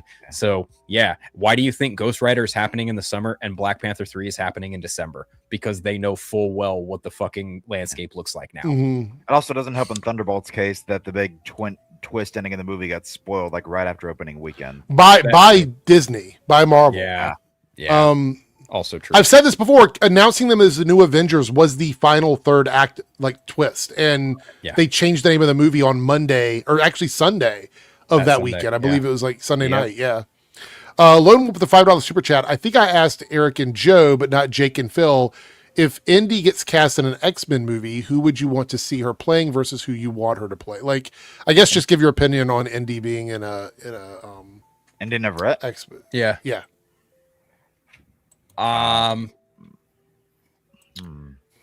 Well, I could see her playing and who I want her to play being the same character, and I would actually really like to see her play Rogue. Personally, Okay. I was kind of thinking down a similar lane, honestly. You know, let me hear how she does a southern accent, and yeah, I could see her being Rogue, or maybe Kitty Pryde. One of the two. Yep, sounds fair. And Jake, you agree? yeah, I was thinking mainly Rogue or Kitty would be a backup. Okay. I'm going to. All right, this is the 1 minute warning on the poll. If you haven't voted yet, 1, 2, 3, or 4 to vote. We're going to end it, and then we're going to get into spoiler chats after that. So go ahead and vote. I'm going to go ahead and place my vote. So, I'm gonna put mine in.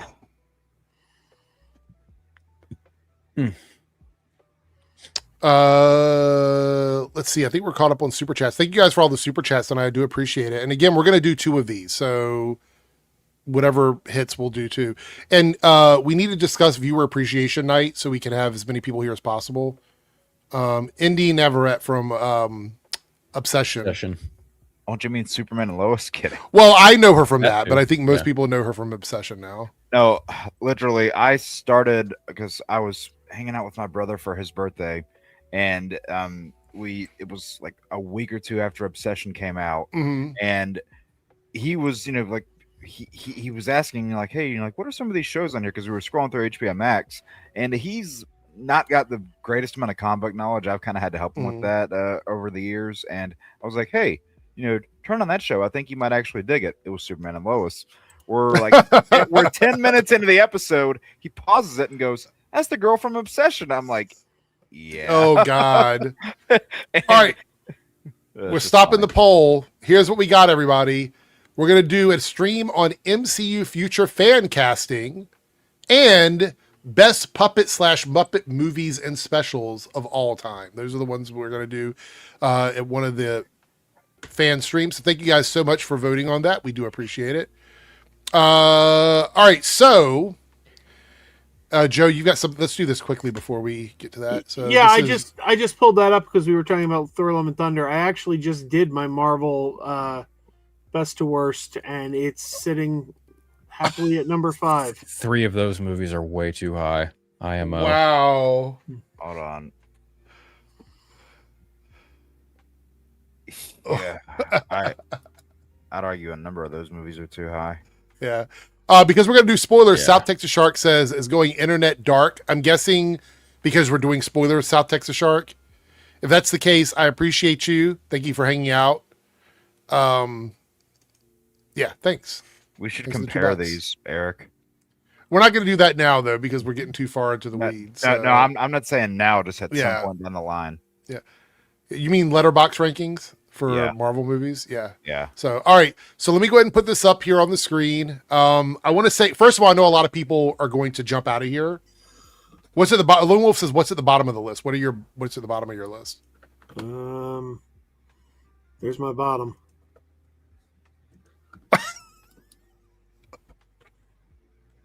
Oh, can't say I'm all that shocked. So, wow. Okay. All right. So here we go. Everyone, we're going to be doing Spider-Man spoilers, but before anybody leaves, I want to thank everybody that came into the chat, hanging out with us. I know we're going to shed some people because of this. Make sure you check out Jake, Phil, and Joe's channels if you're heading out, for being here and chatting with us. After you see the movie, please come back to the stream and listen to the last 30 minutes of the stream, because we're going to talk about our spoiler thoughts of Spider-Man Brand New Day. And I saved this for the end specifically for this reason. If there are any topics that were not discussed here, do not worry. Cameron, I know you submitted a bunch of topics about comic books. We will cover those on Tuesday, because we're not going to talk, we're not going to have a big section on Spider-Man Brand New Day on Tuesday. We'll probably just look at the box office. All right, so here we go. Spoilers for Spider-Man Brand New Day. And that means everything is on the table.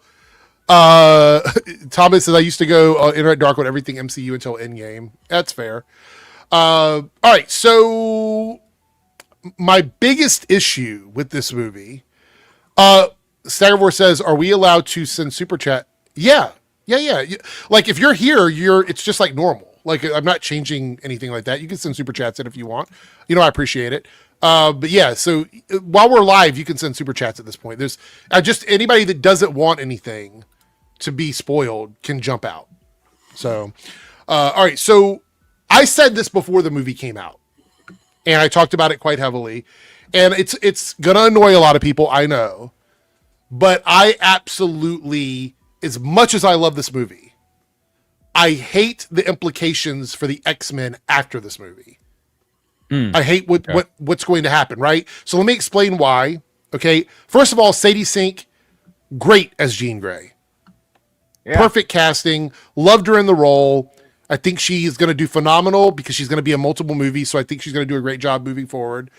I don't like the idea that Jean Grey came into the movie attempting to kill people, like murder people. I did not like that. There was at least one time in the movie where a man was killed being hit by a car because of Jean. Like, that is not, to me, I don't like the idea, because Jean in the comics, and this is why I'm not judging the movie on this. When I gave my score to the movie, I score the movie on what it is and not what I want it to be, right? So I'm not going to knock the movie, because I think Sadie Sink did a great job with what was presented to her in the movie. But if we're talking about my personal feelings about this and what I would have wanted for the movie, I didn't like the idea that Jean was willing to murder and kill people. I think there was some issues with that, especially in the scene where she's standing there and she's telling Punisher, or she has Punisher, mind controlled, getting ready to shoot him. And instead of jumping in the guy's mind, she's willing to shoot him in the head. That, to me, just isn't Jean Grey, right? That's just not something Jean would do. That's my issue with that. And I had a hard time disconnecting from that to enjoy the movie, only because that was one of the things I explicitly said. Jake, Joe, you probably heard me talk about it. If they make Jean Grey the antagonist and they paint her as a murderer or a killer or something like that, I was not going to like that. I said that before the movie even came out. And that's exactly what they did. And so I didn't like that aspect of it. However, I still think she's the perfect casting, and I think she's going to do a great job as Jean Grey. But that was my issue with Jean Grey in the movie. Kind of reminds me of the whole Superman debacle and Man of Steel. Wouldn't let his dad die. Superman wouldn't do that. To which I would point out and say, he was not Superman in that moment. Much in the same way that Jean Grey, in the context of this movie, isn't the renowned X-Men character that we all love and care for. Obviously, a good antagonist in a Marvel movie is really hard to come by. And I think here, making Jean Grey the antagonist I'm kind of with you in the sense because Jean Grey is my favorite X-Men character. I wish I could show you my phone. Or She's not. literally my screensaver on my phone. Like she's my Yeah. favorite X-Men character. I love Jean Grey as well. So I hear you, but I also think that coming from her perspective of like, they literally murdered my fucking sister, right? Like, I'm not saying she was totally justified, but we also don't know how old Jean is. Based on the context of the film that we've been presented, I can only assume that she's at best young adult, if not a flat out fucking teenager. And that's just going off Sadie's age. But Exactly. So do you want to hear? Can I pitch you guys my bigger picture, like my bigger issue with this? Okay, so in a bubble idea, like if this was Jean Grey introduced in the Spider-Man universe and this is how they wanted to do her, I would have zero problems with it. Matter of fact, if this was a one-off like video game story where Jean Grey did this, I wouldn't have a problem with it. Like I think all of that is fine. The issue here is that I think they're using Jean Grey in this moment to establish the beginning of the anti-mutant hate that we're going to see in the MCU. I think this is like she's a terrorist, she's a threat, she's dangerous, and they could have done that with so many other mutants that are already evil, that are already bad, that didn't require Jean to be in the movie. Like I'm curious why Jean Grey. Like that would be my question. Why her of all characters? Because to be clear here, Joe, you said one of the things that you thought she was going to do is probably help people remember like Peter Parker as Spider-Man, because that was one of your theories. Was that wasn't the case? Like she just stressed him out by doing things to him. Like she didn't help him with anybody. So you were going to bring her in to do that. What was that? Go ahead. She didn't even really have a vendetta against him either. No, not at all. Yeah. Darren has arrived just in time for spoiler chat. Hello. So, hello. Can you guys hear me? Yes. Are you on your phone? I am. Okay. It's like, all right. So let me finish though. My broader thing here is that I think it's establishing. So what I wanted, oh my God, how do I piece this together? Because I'm so scatterbrained about it. I wanted Marvel to do the thing that Fox fucked up on twice. I wanted Marvel to fix the X-Men like X-Men 97 really has done with the X-Men. That feels, it doesn't have to be one for one with the comics, right? Like X-Men 97 isn't a perfect one for one to the comics, but you do get the core values of the individual characters seem to be very closely aligned to that. This version of Jean Grey, I don't recognize. Well, this is, I mean, this is a Jean Grey that hasn't, met Charles Xavier. But it doesn't matter. She was willing to murder people. That's my issue, is that Jean Grey in the comics and in every other version we've ever known of her, she doesn't actually have that, the big stark difference between Jean Grey being good and bad, we see with the Phoenix thing, because Jean being Dark Phoenix is literally not who she is. She doesn't kill people. She doesn't murder people. That's not who she is as a character. But now we've established that Dark Phoenix, Jean Grey has the capacity to hurt people. And I know somebody pointed out that the guy that got hit by the car might not have died, but the point is he could have died and she didn't care. The thing is she was willing to murder people in the facility before she ever knew her sister was hurt. Like she was doing the stuff before she found out that her sister was killed. So my issue here is that we have a Jean Grey who is fundamentally, emotionally, and mentally, for lack of a better term, unstable in this moment, which is fine. You can have characters like that, but this is not a Jean Grey that I feel connected to, and I fear that means we're not going to get that clean X-Men lineup that I so desperately wanted to see. And this is going to taint that for me moving forward. And I hate that because I think she did a great job in the movie. I want to reiterate this. I think she did a great job in the movie. I think this version of Jean that they want her to be, she absolutely knocked it out of the park. But I don't like what this means for the X-Men down the road. That's my problem. I think, on like one hand, I kind of agree in the sense of like, I don't know how I feel about having Jean Grey, the character Jean Grey, as an antagonist for a Spider-Man movie, even though ultimately it does kind of fall in the hands of Department of Damage Control. Mm-hmm. Right. I also think it's kind of a strange thing to do to incorporate, Jean Grey, the Spider-Man being effectively the creator of a mutant inhibitor collar. Yes. That's a fucking wild twist, I would say. Mhm. And I think doing all of this in a Spider-Man movie just feels kind of like, it's a choice. That was my other thing. Yeah, that was my other thing. It's a choice, but I also, from the Marvel Studios perspective, if you're going to do all of this mutant X-Men related things, I think Spider-Man being your biggest hit from the broader Marvel IP, right? Like Spider-Man is their biggest character. Yep. In that, basic general audience sense, like, yes, if we're going to like go hard and finally, say, hey, here's our new Jean Grey, what better way to introduce it into than a Spider-Man movie? Whereas, like Eric and I, who are diehard fans of Jean Grey and, to a lesser extent, the X-Men, we want something, I'm not going to say a little more traditional, but that feels more, unique to the X-Men. Let me just put this out there, and I want Darren to sort of give your opinion because you haven't been here since we started, so I do want you to talk, but I want to go through this quickly. I don't like the idea that we're just okay with characters we love murdering people because of trauma. I think that's a really bad slippery slope. That's a fair critique. Right? Like, are we just okay with like going, hey, this character is willing to kill someone because they had something bad happen to them? I don't like that. I'm sorry, Emperor. This is not me like ragging on you. Just the concept of a hero being a murderer is okay because something happened to them. I don't like that. And I do want to point out, there's a couple of comments here. Wanda did that though. Like, we're talking about something that she did in the comics. Wanda has always bounced back and forth between good guy, bad guy, gray hero. Like, she's always done that. Jean Grey doesn't typically murder people. I just want to put that out there.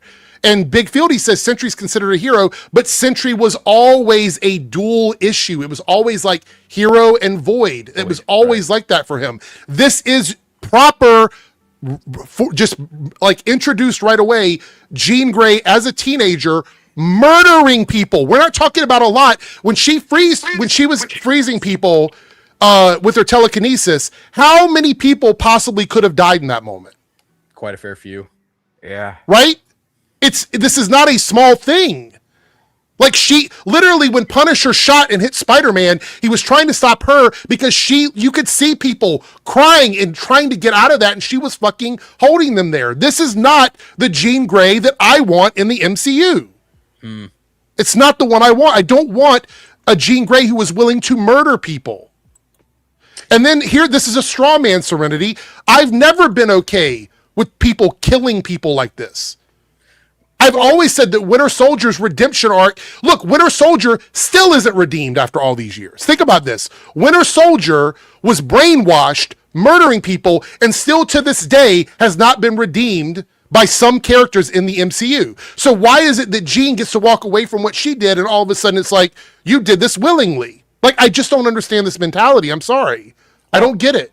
I also think, like, there's blatantly murder, right? And then there's also, like, you have characters like, Captain America and Iron Man in their movies respectively. Like, Captain America's fucking blowing away Nazis. But again, context matters. Fucking murder Nazis all you want. That's A-okay. Blatant murder, different conversation. But then, of course, look at Iron Man. He goes against, like, what's the word I want to use here? He flies overseas and straight up stops a terrorist act against, UN regulations and things like that, and just blatantly murders fucking terrorists. Argument could be made that they needed to stand trial or what have you, or you couldn't interfere because it's an international thing, whatever. I think in this case, it's a case of, like, it really all boils down to Eric's point. Like, how do you feel about a hero being presented in a context in which they are made, or rather they have a choice, or they make the choice to kill or not kill for their own purpose. Let's put this in perspective. She was jumping from body to body in areas where people were getting shot at with no concern about whether or not those people lived or died. She took an old woman, put her in a tank, drove her through the city to blow up a building where people were at. So saying she didn't actually murder anybody doesn't change the fact that she was actually going to do it. Sure. And I think it's kind of crazy that we're making an argument that it's okay for a teenage superhero to murder innocent people because her sister was kidnapped, and going, well, that's the way it is. So we're willing to do that. How would you feel if this is touched upon by Charles Xavier in a future X-Men? That's what I said. This, like I said earlier, we don't know where it's going with this character. Right. Yeah. But I do know that what she did is a big deal, and if we don't actually tackle it, it's setting up a precedent that just any character can be an attempted murderer, and that's okay in the MCU, and I don't want that to be the case. Here's what I'll say also. It's going to be really fucking awkward to see her possibly standing next to James Marsden Cyclops. Not that I think James Marsden is sticking around, yeah, but in like a Secret Wars situation, right? Like I want Famke Janssen to be the one standing next to James Marsden, but also context and world matters. This Jean Grey is in the MCU, right? Like she's in the main sacred timeline. That's not to say that Famke Janssen's can still show up because that universe, that those X-Men are on a different timeline, different universe. So when I was thinking about it, after watching this movie, I was like, okay, I guess both can coexist. I mean, for crying out loud, she was introduced in a fucking Spider-Man movie, and the last Spider-Man movie had 3 different guys in Spider-Man costumes. So who the fuck am I to bitch about, 2 different versions of Jean Grey, right? I think there's a lot of people. Look, guys in the chat, you don't have to agree with me. I'm not asking you guys to change your mind. If you like this version of Jean Grey and you like this Spider-Man movie the way it is with her in it, that's absolutely fine. I'm saying myself, this is not the Jean Grey that I wanted to see. That's what I'm saying. And also putting things like, oh, well, she wasn't a superhero yet, so now people are okay murdering. Like, it's all semantics. We have a character in the MCU, a classically heroic character that was never shown to be a bloodthirsty, revenge-filled murdering type character, introduced in Spider-Man as that kind of character. Whether she actually murdered anybody or not, she was willing to do it. I personally have a problem with that. No one else has to. You don't have to side with me, right? I get it. But I gave the movie a fucking 9.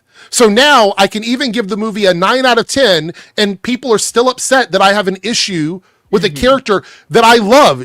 I grew up reading the X-Men. Jean Grey has been one of my favorite characters in comics for almost my entire life.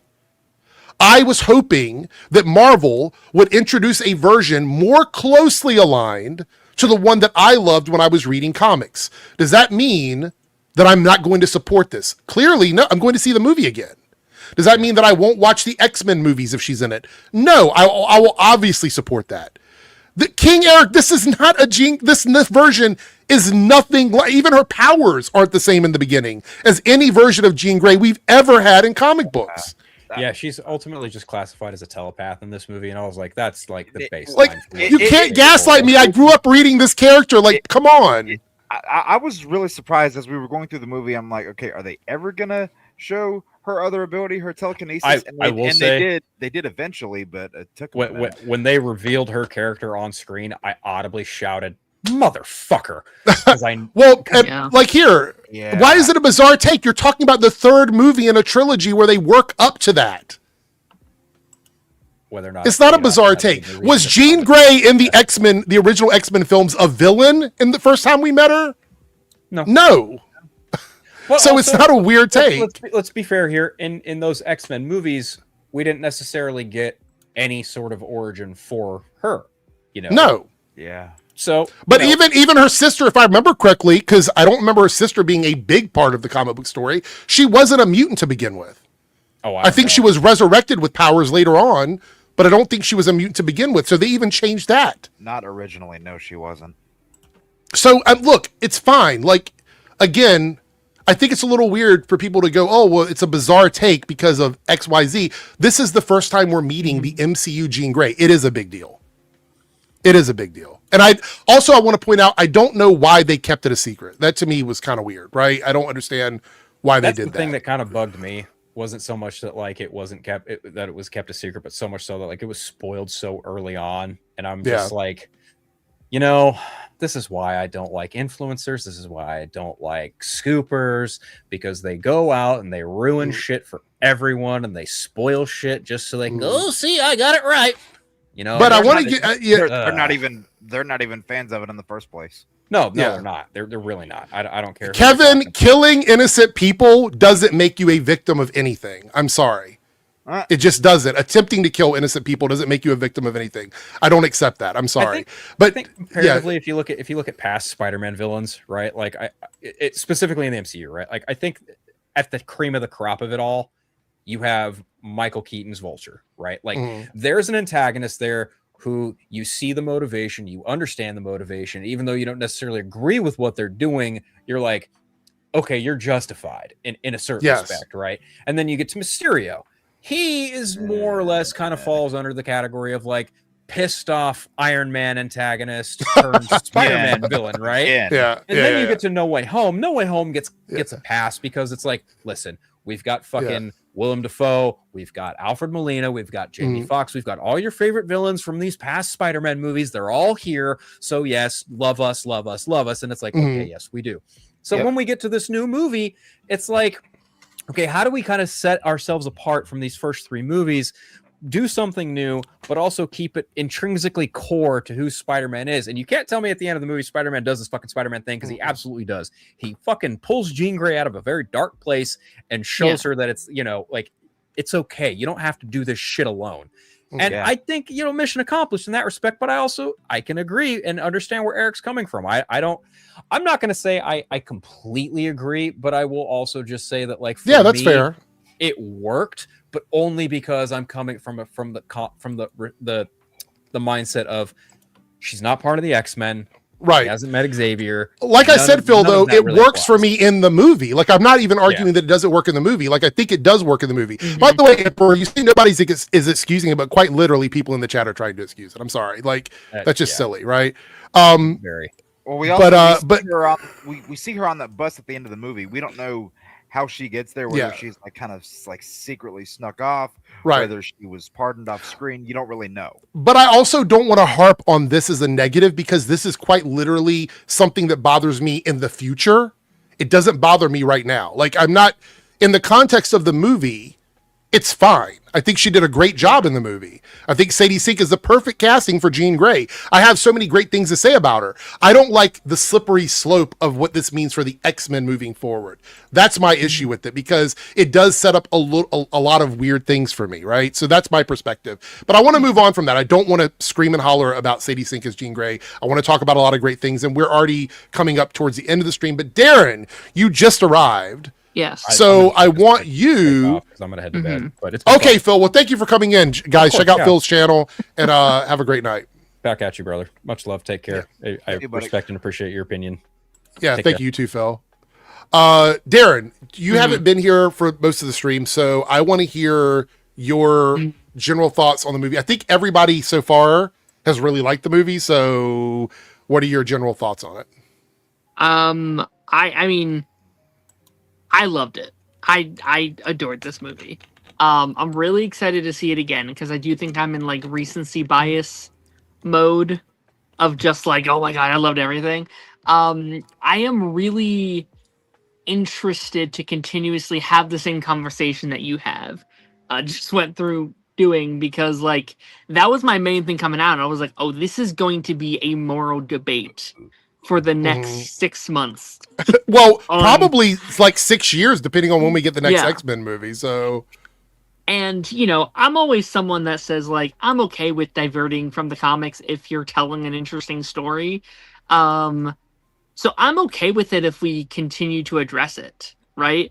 Like, yes. I like I think there's a potential cool avenue they could take with that if they don't sweep it under the rug, right? Next time we see this character, if they're just like, yeah, no, that's fine, that never happened, I might be like, I don't like that, right? Because you're right, she is, for a lack of a better word, a terrorist for like this entire movie, and I think that's kind of the point. Even if people want to argue her terrorism is justified, she still did it. Absolutely. So yeah, and I'm really curious how the Secret Wars of it all ties into it, right? Mhm. Like, are they going to use that as like, actually, she didn't this time, sort of thing? But then you'll be like, well, we just wasted our time doing this whole storyline. I think there's a world where I could like this, where it's like, she knows she did what she did over there. Mm. She knows that what she did was evil, but in this new world, no one knows it. And so Right. she's dealing with like, I'm a bad guy, but everyone thinks I'm the best person. And how do I mentally deal with that? Can I give myself a second opportunity, even though what I did was irredeemable? Like, that's a good idea. That's a really good Mhm. story idea. I don't know if they're going to do that. Like, I feel like they might just be like, Secret Wars, it never happened. No one knows anything. Right. we're So moving on. that's it, Darren. So this is my thing. And then I want to give other people a chance to talk too as well. But Yeah. I think we're going to hand wave this in Secret Wars. I think she's going to stay Jean. Yeah. I think she is going to be Jean in the MCU because she's got contracts. Yes. By the way, again, reiterating this, I think she's the perfect casting for Jean Grey. I love her in this role. But I think they're going to hand wave it. I think that we're going to get that reset, whatever you want to call it. And she's going to show up again. And maybe it's not such a big deal. Maybe it's not a problem because we don't know what the landscape is going to look like. Hey, thanks, Amethyst, for coming in. Mm-hmm. Appreciate you being here. And they even do it like in the movie itself, right? Like Peter is like, she just wanted her sister back. It's like, okay, yeah, but she also like blew up 20 buildings and like threw people off like ledges. Like, I get what you mean, Peter. She did have a reason for why she was doing it, but she still did it, right? She still did all those crimes. It's not the only thing that this movie hand waved either. So does anybody else want to like get moving away from the Jean stuff, because clearly we're going to be talking about it for months and months and months. Is there anything else in the look? I will say this: I didn't like that they didn't finish the return of everybody's memories of Peter. Like I feel like that was left really unresolved by the end of the movie, and I honestly feel like we could have focused a little bit more on that in the film, a little bit more. Well, not even just the people's memories coming back. Like, the nature of the spell itself is still very ambiguous after the movie. Like, the properties are not really fleshed out. You don't want me to go down this rabbit hole, Jake. You don't want me to go down this. Right. We'd be here forever. I complained about this for a while, and I feel like my complaints are justified based on the movie. However, I still think it was a good movie. Like, again, a 9 out of 10 movie. I love this movie, right? Joe, any thoughts? Anything you want to chime in on? Well, I do have something. I didn't get to chime in on the Jean thing. Oh yeah, go ahead. Yeah. The one thing I do, I see where you're coming from, and I both agree and disagree with you. Okay. Let me explain. Yeah. I disagree only in that I'm not a big Jean Grey fan. Like, I don't dislike Jean. She's just not one of my favorites. So this is a sweeping change to her character. And for me personally, I don't care. Right. But I understand why you do. Because to me, it's like in the comics, I love the Keith Giffen era of the Justice League. Mm-hmm. And Maxwell Lord was a huge character in that era. And when Countdown came around and they had Maxwell Lord shoot Blue Beetle in the head and be like, aha, I was a villain all along. I was playing the Justice League. You never knew. As a fan of that era, I'm like, this is bullshit. That's a character I love. And a writer who doesn't know anything about that character just took it over and made him a villain. Yeah.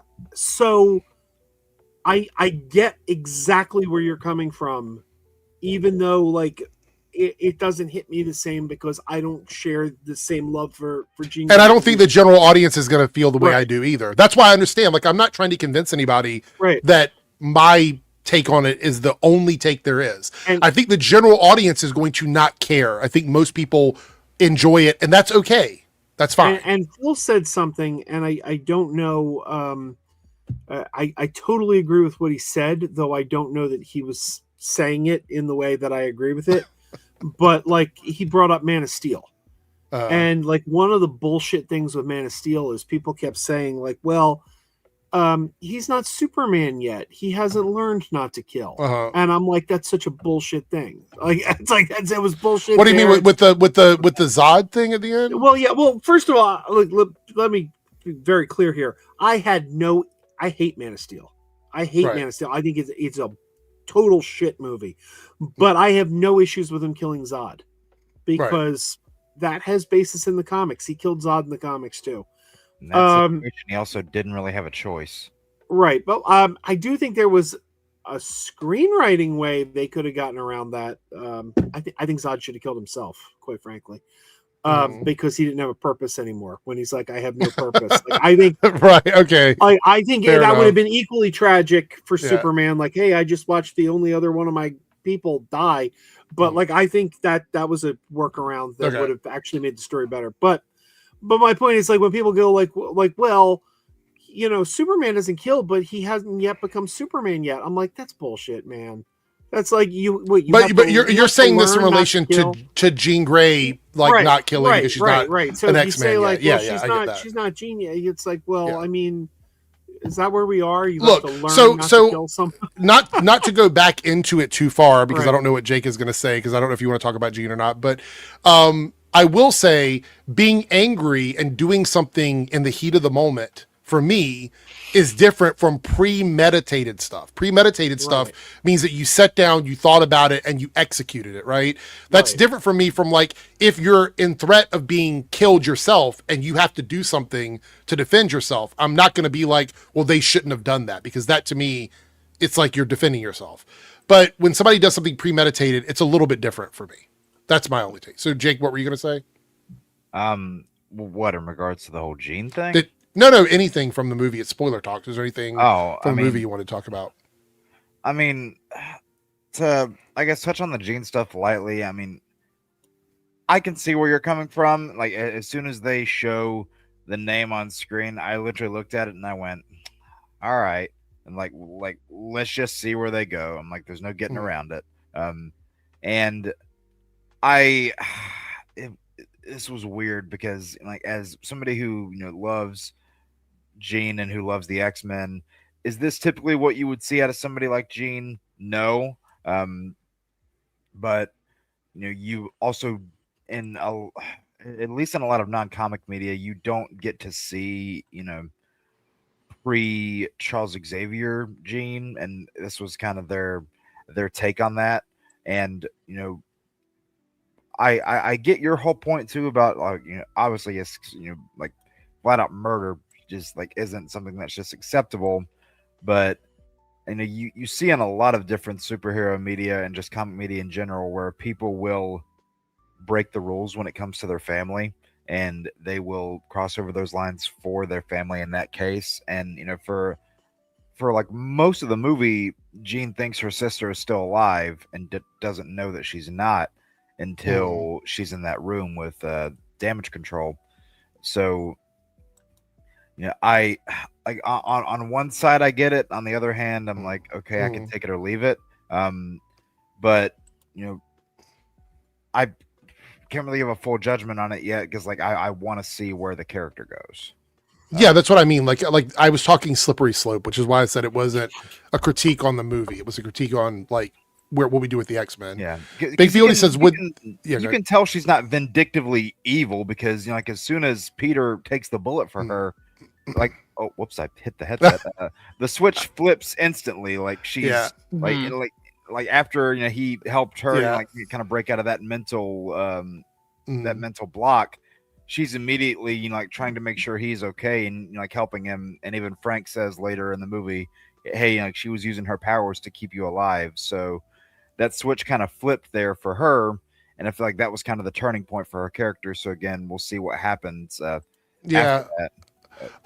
Big Fieldy said, would the Hand take a shadowy government contract? I believe they would. Yes, I agree. I think they would. Oh, The Hand is definitely down for something like that. Absolutely. So Noah, my only issue is that's my problem with what could happen. Like, are we going to deal with what she did? Is that what we're going to do? Or is it like Jean did all of this? She goes to Xavier and never tells him that she ever like tried to go after damage control and, you know, murder people. Like, I think that's my only issue. But it's fine. We got some super chats here as well. Amethyst is gone, but she'll watch this on playback. Wouldn't she already be with Xavier at this point? In the comics, she was with Xavier. I don't remember exactly what age, but she was very young when she joined the school. Yeah, she was like, it was like 18, 19, somewhere around there. Yeah. And at that point, she wasn't doing things like this version of Jean was doing. She kind of just, we get flashbacks to what happened with her family, but it wasn't this story from Brand New Day never happened. Yeah, because they don't typically involve her immediate family in those stories either. But this is also like a very like anomaly version of Jean Grey, right? Like, I don't think there's a lot of X-Men just wander, or like a lot of mutants wandering around. Like, I think she is an anomaly for now, and obviously we're going to do the Secret Wars thing, and I think it will make more sense then. But like what are the mutants we have? Like Namor, Miss Marvel, you know what I mean? So and like Jean Grey now, Wolverine. I don't think now. Xavier exists, or at least not in the same way we know that he typically exists. I think they're saving that. But again, it does open a question: why now? Like, why do this now? I guess it's just to make that transition easier once we get to Secret Wars, to be like, there's like someone that you recognize, and that's how you can kind of piece it together. Because the rumor is that the old Jean Grey actors, neither one of them are coming back for Doomsday. I mean, Claremont said like a good couple months ago that Famke Janssen was going to be returning, and like you said with Spider-Man, they're lying about that stuff all the time now about whether or not they're. I would love for her to come back and pass the torch, but we'll have to see. This was another thing. So, what you say something, Joe? I was just going to say I have another issue with the movie, but we can hold off. Okay, well, we'll do this super chat and then we can jump to that.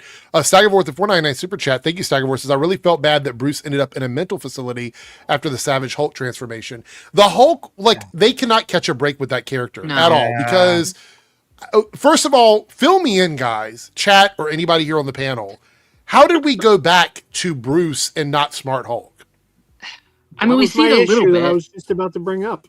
Like, he appears in that that in between state, right? But man, it's like they just didn't care. It's like, we want Savage Hulk back, so we're just gonna do it, which I get it. Like, I think Bruce is really good in this movie. I really like his scenes. The fight scenes are fantastic. It's my favorite Hulk fight we've ever had. Well, I was gonna say, it's one of the best Hulk fights we've had. Easily. I just but like you do have to jump through a lot of hoops to get there. You have to be like, just don't think about it. Just pretend this is Age of Ultron Hulk again, and we're good. I don't like how that part of the movie just kind of like, that's the last time you see him in the movie is him being carted away. I'm like, really? There's nothing else? I felt very disrespectful to. Well, the issue Bruce. That was bad, but I also was like, we're missing something here. Like, how did we get to him teaching as Bruce and like this inhibitor thing? Yeah. Like, this is that inhibitor. And by the way, if people think that's going away, it's not. It's probably going to be a big deal with mutants moving into the MCU to a universal inhibitor to take away powers. It'll probably be tied to Sentinels and all that, if I had to guess. Which I do think is a fun idea. Like, I do hypothetically like the idea that Peter accidentally started the anti-mutant movement. That's crazy, though, isn't it? Like I think it's crazy on face value, but I think that could be a great op for him to be like, oh my god. So let me just. Spider-Man's been mistaken for a mutant before, so he does. Let me think here for a second. Well, they were alluding to it in the movie with the changes to his DNA, really, is what it was. But I want to point out that now Peter Parker will have to, because remember all the stuff that he's had to deal with, whether it be the stuff with Mysterio or the spell that he cast on everybody. Now he has the burden of being the person that is allowing the government to persecute every single mutant that we meet in the MCU. That's pretty crazy. Thank you for the super chat, Staggervore.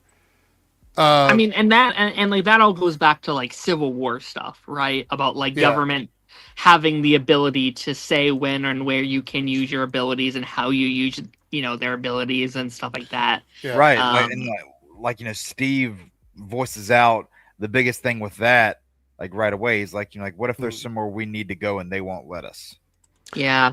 I want to point out when he turned into Savage Hulk and he was his normal size, I'm like, I forgot how big Hulk is when he's at his full power. And that line where Peter was like, I didn't know you got that big. That was kind of funny. But also, why would Bruce, you never saw Bruce and Peter interact. So when he goes, Bruce, it's me, it's Peter, I'm like, what would that do? Well, so I feel like that's a nod to the fact that Hulk was the one that remembered who Peter was because of the fact that he wasn't affected by the spell. So that was just them trying to like tie it back to the comic books. But we never saw them interact in the movies either. No, I meant from the comics. Like I think they were trying to do like a comic book nod with the movie, but it didn't totally land there. So that's what I think they were attempting to do. Yeah. But look, these are a lot of issues we had with it, which I think are fine. But I do want to say that this, I think, in terms of like Zendaya's MJ, might have been one of her best performances as MJ. Easily. Like I think Ned, incredible in the movie. I think that the moment that we get with them in the apartment towards the end of the movie, where it's like Spider-Man in his suit, Ned and MJ sitting there.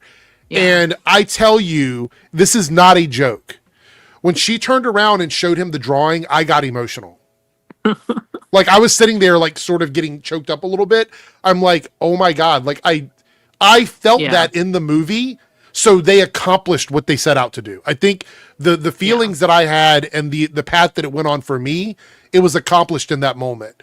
And I just wish that we would have gotten a little bit more of the resolution on that in the film. Because that part of the movie, like that bit where it's like the last scene in the movie with him and Ned, I gotta be honest, the pacing there at the end kind of bothered me because it ends very like abruptly. Yeah. I don't know. I was not the biggest fan of the way it ended. I like that. It reminded me very much of Jim. Your name is Jim. Oh, at that moment. Yeah. Well, are we under the impression that Ned remembered in that moment? Oh, yeah. I didn't really get that. Like, I guess, but I don't know how that works. Because he said, "Oh, it's you, Peter," and I'm like, "Oh," because he remembered the handshake, and I'm like, "How did he remember the handshake?" But if he never remembered Peter as someone to do this thing with, how would he remember that? Yeah, that's why I'm saying it's really weird. But MJ doesn't, right? Like MJ still doesn't remember who he is, right? No, but let me tell you what I think the thing is, right? This is what I think is going on. We found out in No Way Home that Ned has some sort of magical background or whatever, right? I'm wondering if that has something to do with him being able to remember. Darren. You're probably right, but I don't want. Oh, that wait, you already went over that? Like the whole Ned thing? No, I hated the magic Ned. Yeah. Bigfield, he said his plate is subconscious, and Superior Dev says, wait, doesn't Ned remember? That's what I'm saying. I think he does. Yeah. That's interesting. Have you talked about Punisher yet? Briefly, but I want to give flowers because I think this is Frank Castle's best performance to date. Frank Castle's. I think it's the best Frank Castle we got today, but John Berthal's best performance. Yeah. So I was kind of feeling this with the special presentation. I don't think Punisher should probably get another solo project for a while. I think this is where they need to keep him. I think Frank works so well as a supporting character for these other characters to bounce off of. I think in both like Daredevil Born Again, and now this, it has proven to me he works really well in the like cosmic-y, wacky world.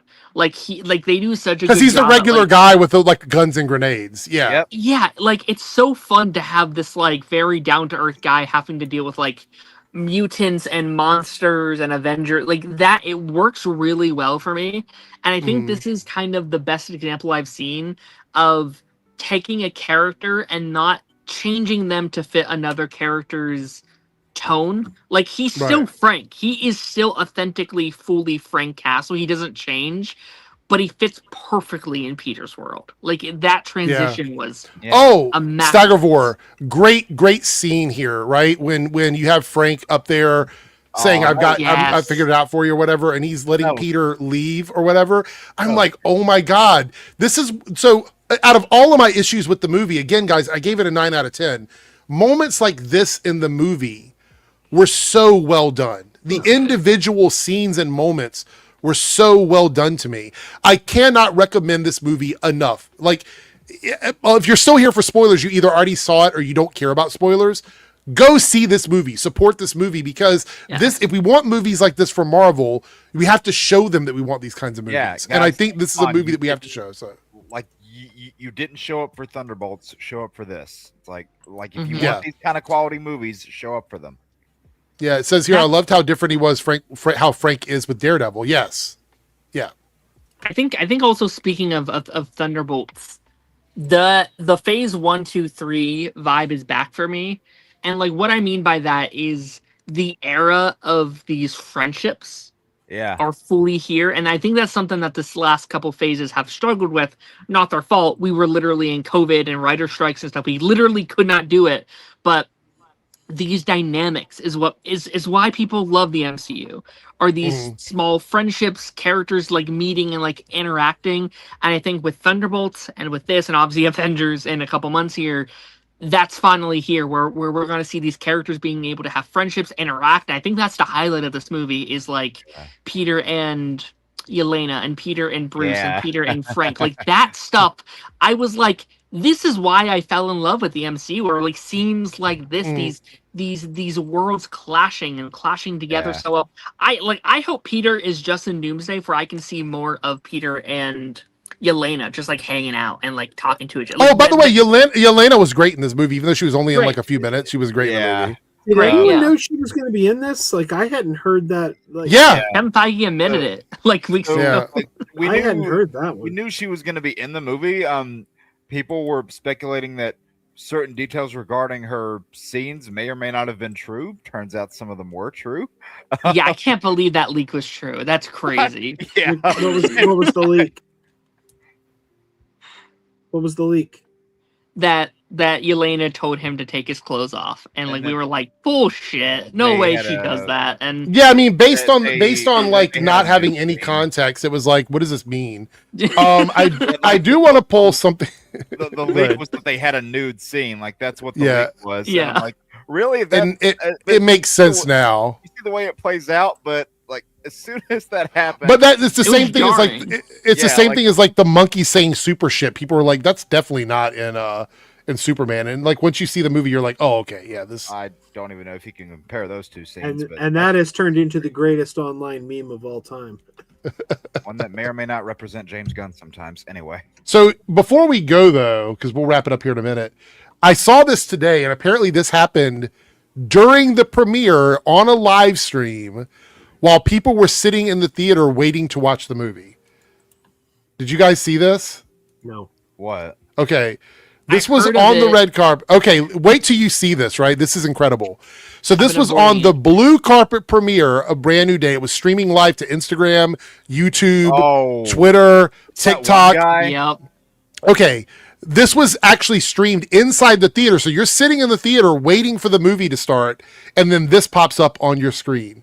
Keep in mind, this was like Monday night or Tuesday night. Characters in the film you're aware of, and without spoiling anything, who is your favorite or who are you most excited to see? You know what? Jean. I like Jean. You can see her face. She's the villain, but like there's a reason to her madness. Okay. Is that a spoiler? I like her. I like her character. I don't know why. That's how he didn't. I love that. Question. I like her Thank you character. so much for talking with us. Thanks for having me. Easy peasy. Yeah, thank you. Have a good time tonight. Yes, I hope you enjoy the film. Thank you. I will. She's so I know excited, I being will. like, I just got the scoop. Yeah. Well, I heard like a whisper about this, but I avoided it like the plague until I saw the movie. Well, here's the thing. Okay, people were saying, oh, well, we already thought Jean was going to be in the movie, right? Well, that's fine. Even though it's a spoiler, I understand this. But he's like, oh, but there's a reason why she's doing it. So you spoil the biggest twist in the third act of the movie. I don't know if I agree with that. Jean being the person behind all of this, that was a big spoiler. And her reason for doing it, we didn't find out that her sister was even a part of this until the third act of the movie.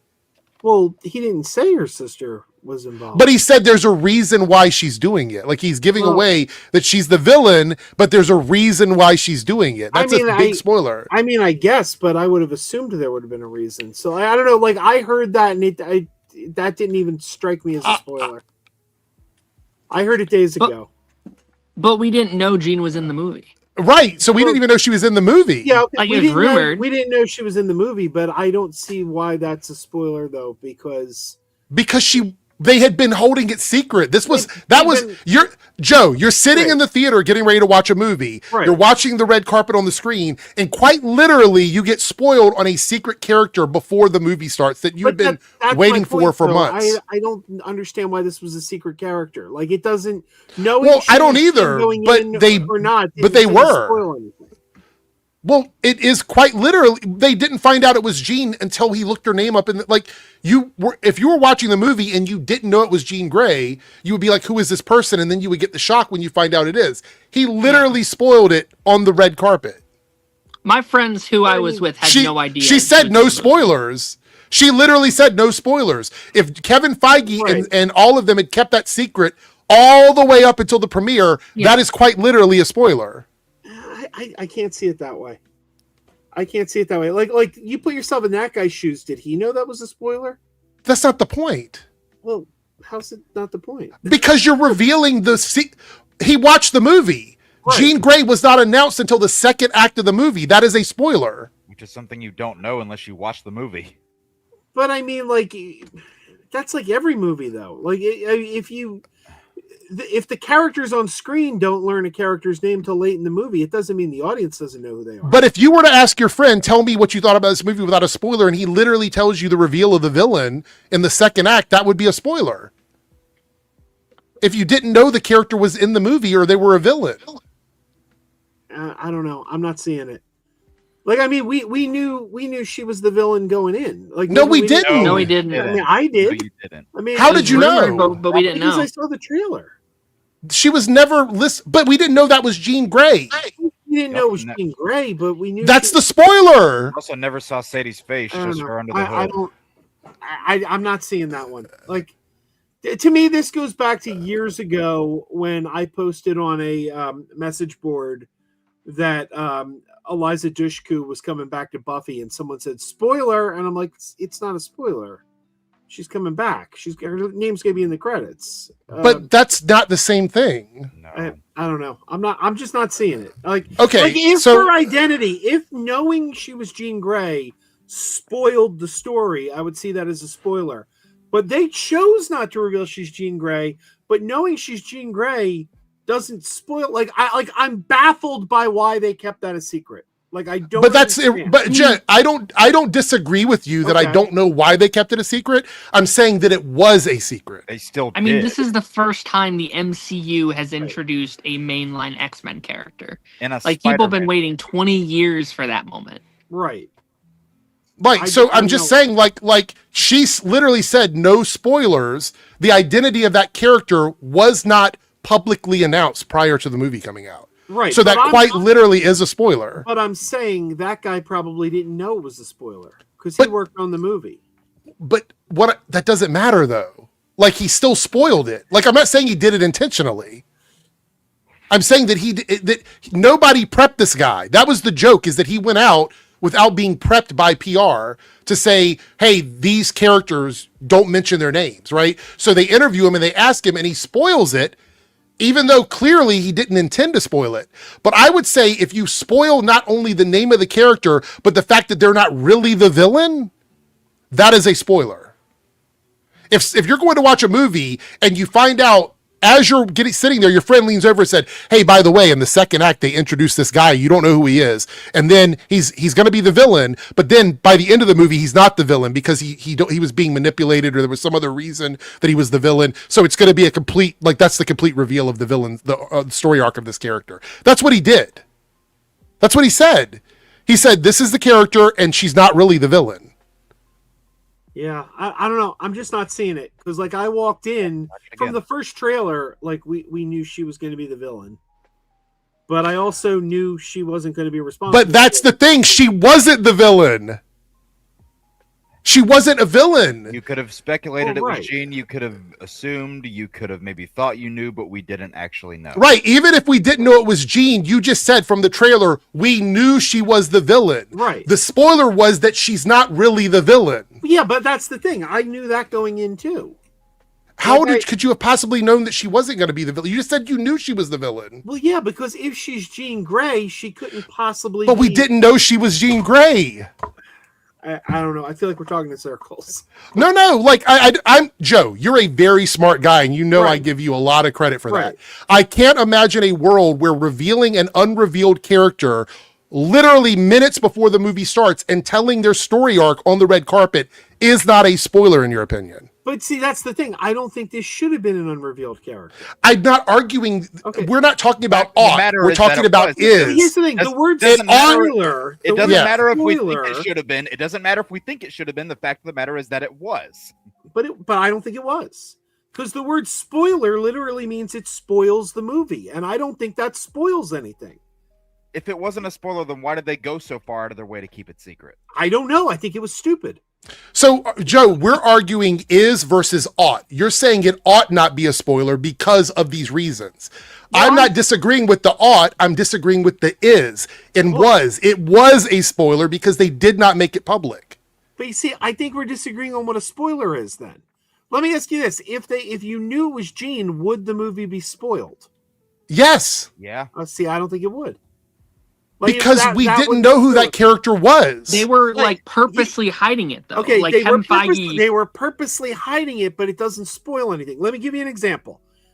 If I walked into Iron Man 3 and someone told me he's not really the Mandarin, massive spoiler. That would have spoiled the movie. I would have been like, that was a surprise. Why'd you ruin that? So she's not really the villain is not a spoiler to you? Well, no, because I would have assumed she wasn't the like. I walked in there not. But that's two assumptions. So you're already you're jumping to two things. Okay. The assumption was she was Jean Grey, which we didn't know, and then after that, the assumption would be because she's Jean Grey, she's not the villain. We didn't know either of those things. Okay, I always knew that she was being manipulated. In some way. How? Because she wouldn't have done those things. Like you're assuming again. We're Joe. We're going back to the assumption that she's Jean Grey. But we knew she was Jean Grey before. We didn't. You didn't. We found out at like the 30 to 40 minute mark that she was Jean Grey. But not prior to watching the movie. Not prior to watching the movie. So it's a spoiler. Okay. I don't think we're going to make any headway here. Joe, you've literally made arguments about getting information about movies and it spoiling it for you to the point where you don't even engage in stuff if you think it's going to spoil a movie for you. So this is why it's so baffling to me that you don't consider the reveal of Jean Grey in the Marvel universe for the first time and her not actually being the villain as a major spoiler is really blowing my mind. But see, I get upset when things are spoiled for me that are for you, right? For you, but Joe, hold on. For you, we're not talking about me or you. We're talking about the studio keeping a character a secret and having somebody on the red carpet reveal that secret minutes before the movie starts, and then telling the audience that this is the character. And guess what? She's not actually the villain. Minutes before the movie started. The friend I was with, if that guy would have said, if that guy would have said like Bruce or Frank, that wouldn't have been a spoiler. We knew those characters were in the marketing, but he said Jean. So my friend that I was with had never even heard the theory that she was Jean Grey, the rumors. He went in completely blind, and he was like shook when the name came up. It's like, wait, she like what does that mean? That's like a massive part of the marketing too of like who is Jean Grey. They've been like really teasing it in like the marketing. Like the entire marketing campaign has been, I can't say who I am, but it's really cool. Yeah, I'm just not seeing it. I'm just looking something up very quickly.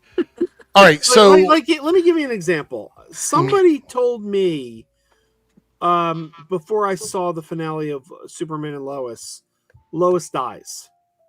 And I got upset because I thought that was a spoiler. And then I saw the finale, and I'm like, "Oh, that wasn't even a spoiler. Like that wasn't like I thought it was a spoiler, but it wasn't because I have a rule, Joe. Let me just make this very clear.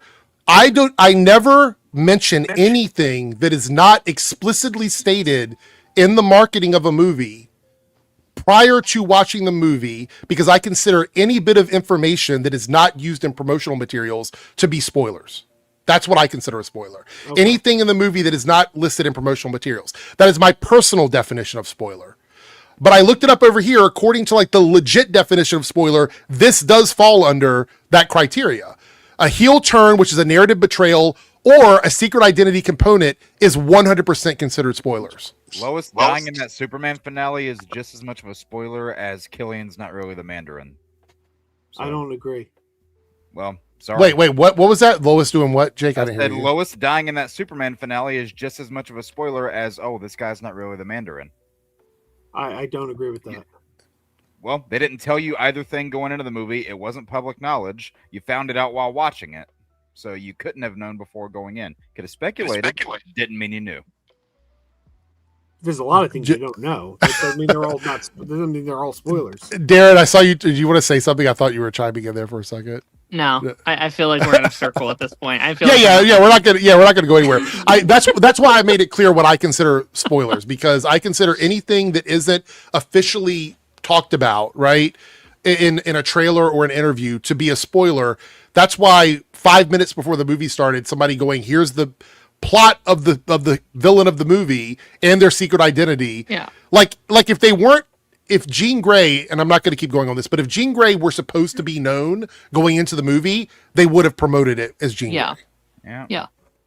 That's why I consider that to be spoiler territory. I don't understand why they didn't. Like I cannot. I don't either. Doesn't I don't doesn't look. matter I don't if you either. don't get it. It doesn't matter. If you don't get it. Again, I don't disagree with you. Like I agree with you on that. I don't know why they did it either. So, but my point is, spoiler contains the word spoil. Mm-hmm.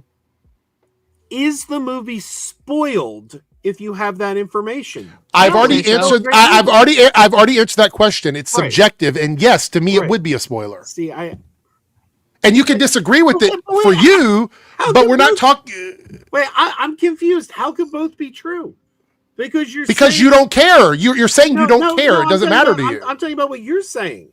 You're saying the movie would be spoiled if you had that knowledge, but you're also saying you don't understand why they didn't make it public. So if they did make it public, it wouldn't have affected your viewing of the movie because we're talking about why was and ought. I'm not doing an ought argument. That's not my argument. This was a spoiler for the movie. If they would have announced it prior, we wouldn't even be having this conversation because it would have already been publicly announced. That's what I'm saying. Like if she had been used in the marketing as Jean Grey, we wouldn't even be having a discussion about whether Jean Grey is a spoiler. So we're creating an ought argument. I'm not arguing whether or not she should have been. I agree with you. I think it would have been fine if they wanted to market her as Jean Grey. But clearly they didn't want it to be public because they kept it a secret all the way through the press cycle. And the person that reveals it is a random musical artist that made a song on the soundtrack. So like clearly they didn't want that information out there. And again, who cares? Like if they wanted to make it Jean Grey, they could have been. But that's not really my argument. Like that's not what I'm saying. We're talking past. We're not. I've made myself very clear though, Jim.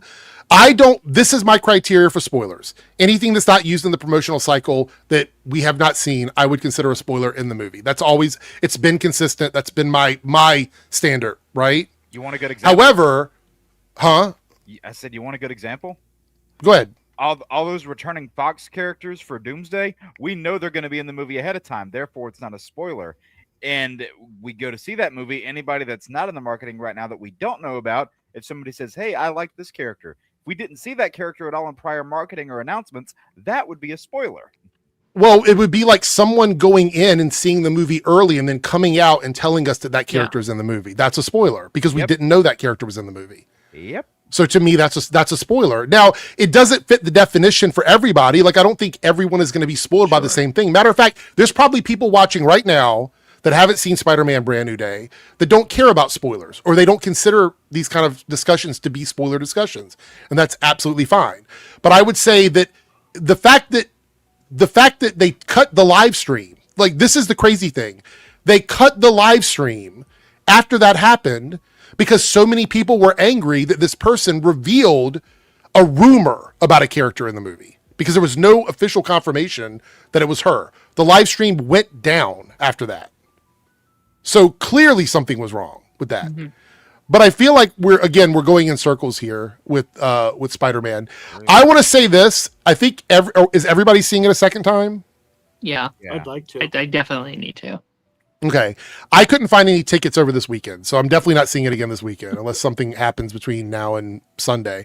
I will probably see it again next week sometime. Yeah. So yeah, for me, I had a good time with it. Go and support the movie. I feel like it's an 8.5 to 9 out of 10 for me. Some of the best performances of these characters in the MCU, for sure. I would say Zendaya, 100%. Ned.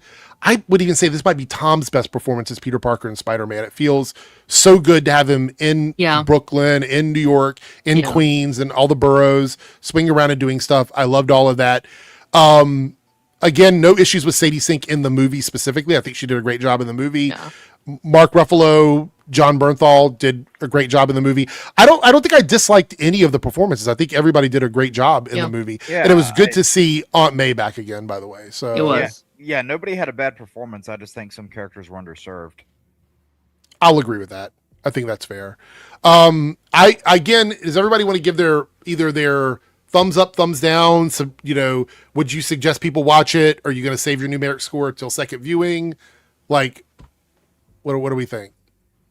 Anybody want to thumbs up from Darren? Okay. Yeah. I'm thumbs up from Jake. And Joe, you liked it, obviously. You said you gave it a thumbs up. So yeah, I'm comfortable giving it a score. I give it 4 stars. Okay. Yeah, you do a 5-star scale. That's right. No, she doesn't come back to life. It's not a zombie Aunt May running around. They did Mickey in Rocky 5. They Mickey Rocky 5. Oh, yeah. She did a great job, though, honestly. 10 out of 10 from Maestro. Thumbs up. 100% recommend it. Yeah. I think this movie is a shoe-in for $1 billion. It might even get to $2 billion, maybe. Yeah. We'll see. Tracking numbers right now, and it's not even Friday. I mean, it's just Friday now. Yeah. Well, we said earlier, it looks like it's going to be 600 million by the end of this weekend if everything plays out the way they expect. So, and here's something that I also want to add, and maybe you guys talked about this earlier. I'm sorry if you guys did. But it's been a while since I'd say since No Way Home, where there's a massive rewatchable factor to this movie. Like, everyone I talk to who has seen it is like, this is great. I need to go see it again. We have not seen that in a long time. Mm-hmm. Like, I think that is because we're looking at it's been rumored 800 million opening week. That's insane.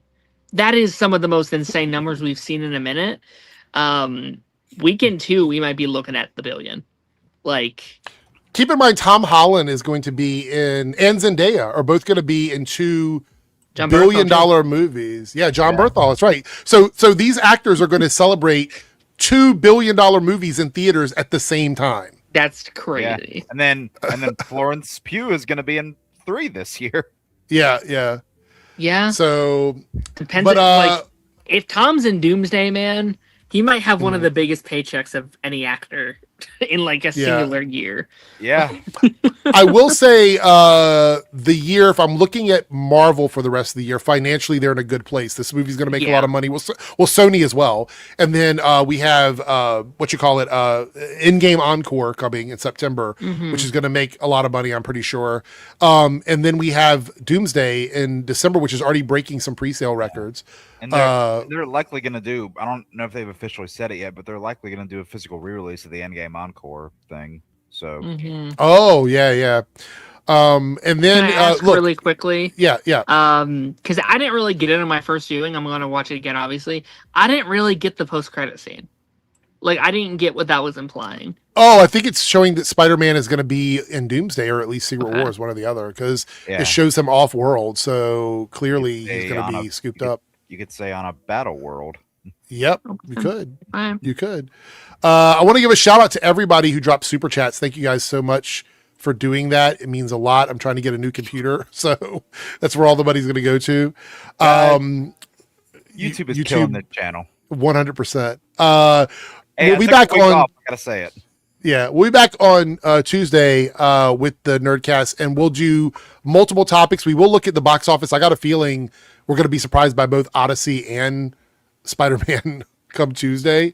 And Big Fieldy said there's two different Spider-Men because the first one is still on Earth as it pans away to outer space. Oh, yeah, that makes sense. Maurice here says Punisher was surprisingly well written in a PG-13 version of Spider-Man. It made up for losing their interaction in the elevator of Stark Tower for Civil War. Yeah, I agree.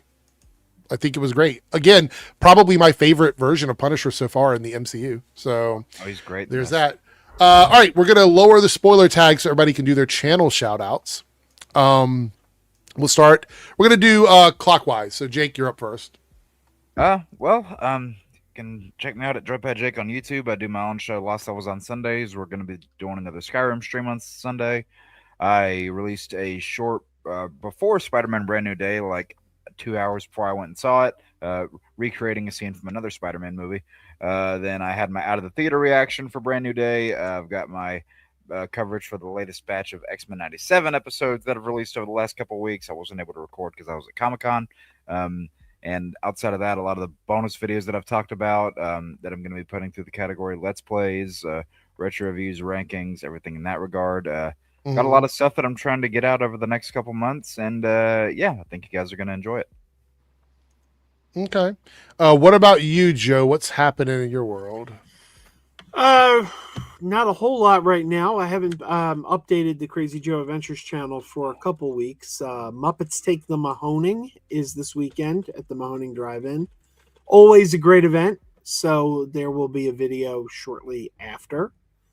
And it's going to be exciting this year. My friend Joe Hennis from the website Tough Pigs is going to be there. I haven't seen Joe. What a name. Tough 2020. Pigs. Yeah, I mean the premier Muppet fan site. Chris from Muppet Stuff. It's gonna be a good Muppety time. So look for that. Before you go, Darren, I do want to touch on this organic webbing. Good or bad for Spider-Man in the MCU? Is it though? Because no, I'm asking good or bad. I don't know if it is going to be going forward, because that's what I thought at first too. And then people in my Discord were like, well, now that he's letting people back into his life, it's not a permanent thing. You know what I mean?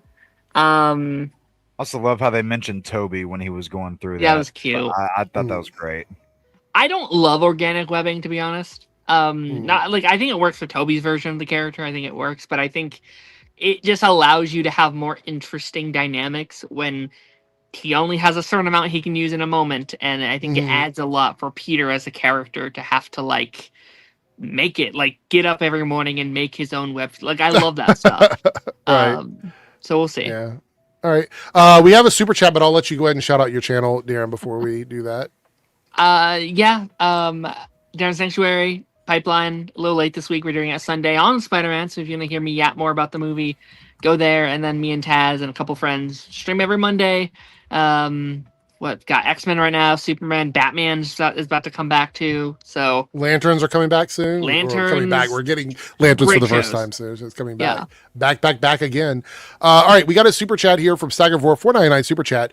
Probably we'll get a version of Spider-Man and Doomsday with the symbiote suit. That would be really cool in my opinion. Remember when everybody thought there was going to be a symbiote in this movie? How stupid all those people look now. Sorry. No, I would be okay with this because look, they did a really good job with this Spider-Man suit. So give me the black with the white. That's it. No other additional details. I want it to look solid black. I want it to be form-fitting. Right. Yeah. So I want to see that in the movie. But I'd be okay with that. Depending on how they handle it. I don't know what they're going to do with it, but I'm totally down with that. No Man Spider transformation. So this is weird. I saw that the reason why they didn't do it, according to, I guess, an interview, was they didn't want to scare kids. I can see that. Yeah. Like having Spider-Man go from being a human to an actual giant spider. Yeah. So. Yeah. I don't know if it would have worked with the tone that they were going for. I mean, they did it in a kid's cartoon back in the day, so think about that. Sure, but they're trying to make $1 billion. There were a lot of kids in the theater I was in, for real. Yeah. So I don't know. I feel like when it comes to a lot of these superhero movies, people they take their kids to them regardless of what the rating is. Look, I love how they don't tell Tom Holland anything, so he can't spoil it. Yeah. All right. Well, that's go ahead. I just thought of that interview where it's Tom and Sadie, and they're asking Sadie who she's playing, and Sadie's like, "Well, I can't tell you that, and a bunch of people are commenting saying like Tom is apparently needed to take notes from her. All right, we got a lot more we could talk about, but I'll save that because we'll look at the numbers on Monday, and we might have another discussion after more people have been able to see it. But thanks everybody for being here and chatting with us. We're going to move a lot of topics to Tuesday because I feel like it's going to be a slow news weekend because we're just going to have Spider-Man out. So I don't think they're going to drop any big news over the weekend. But thank you guys so much. Check out my videos today on Reloaded. I put 2 videos out today. I've got a video over on Debunks as well if you're watching from that channel or either channel. And thank you guys so much. And since it's my stream and I can do anything I want to do, I'm ending it with the intro. See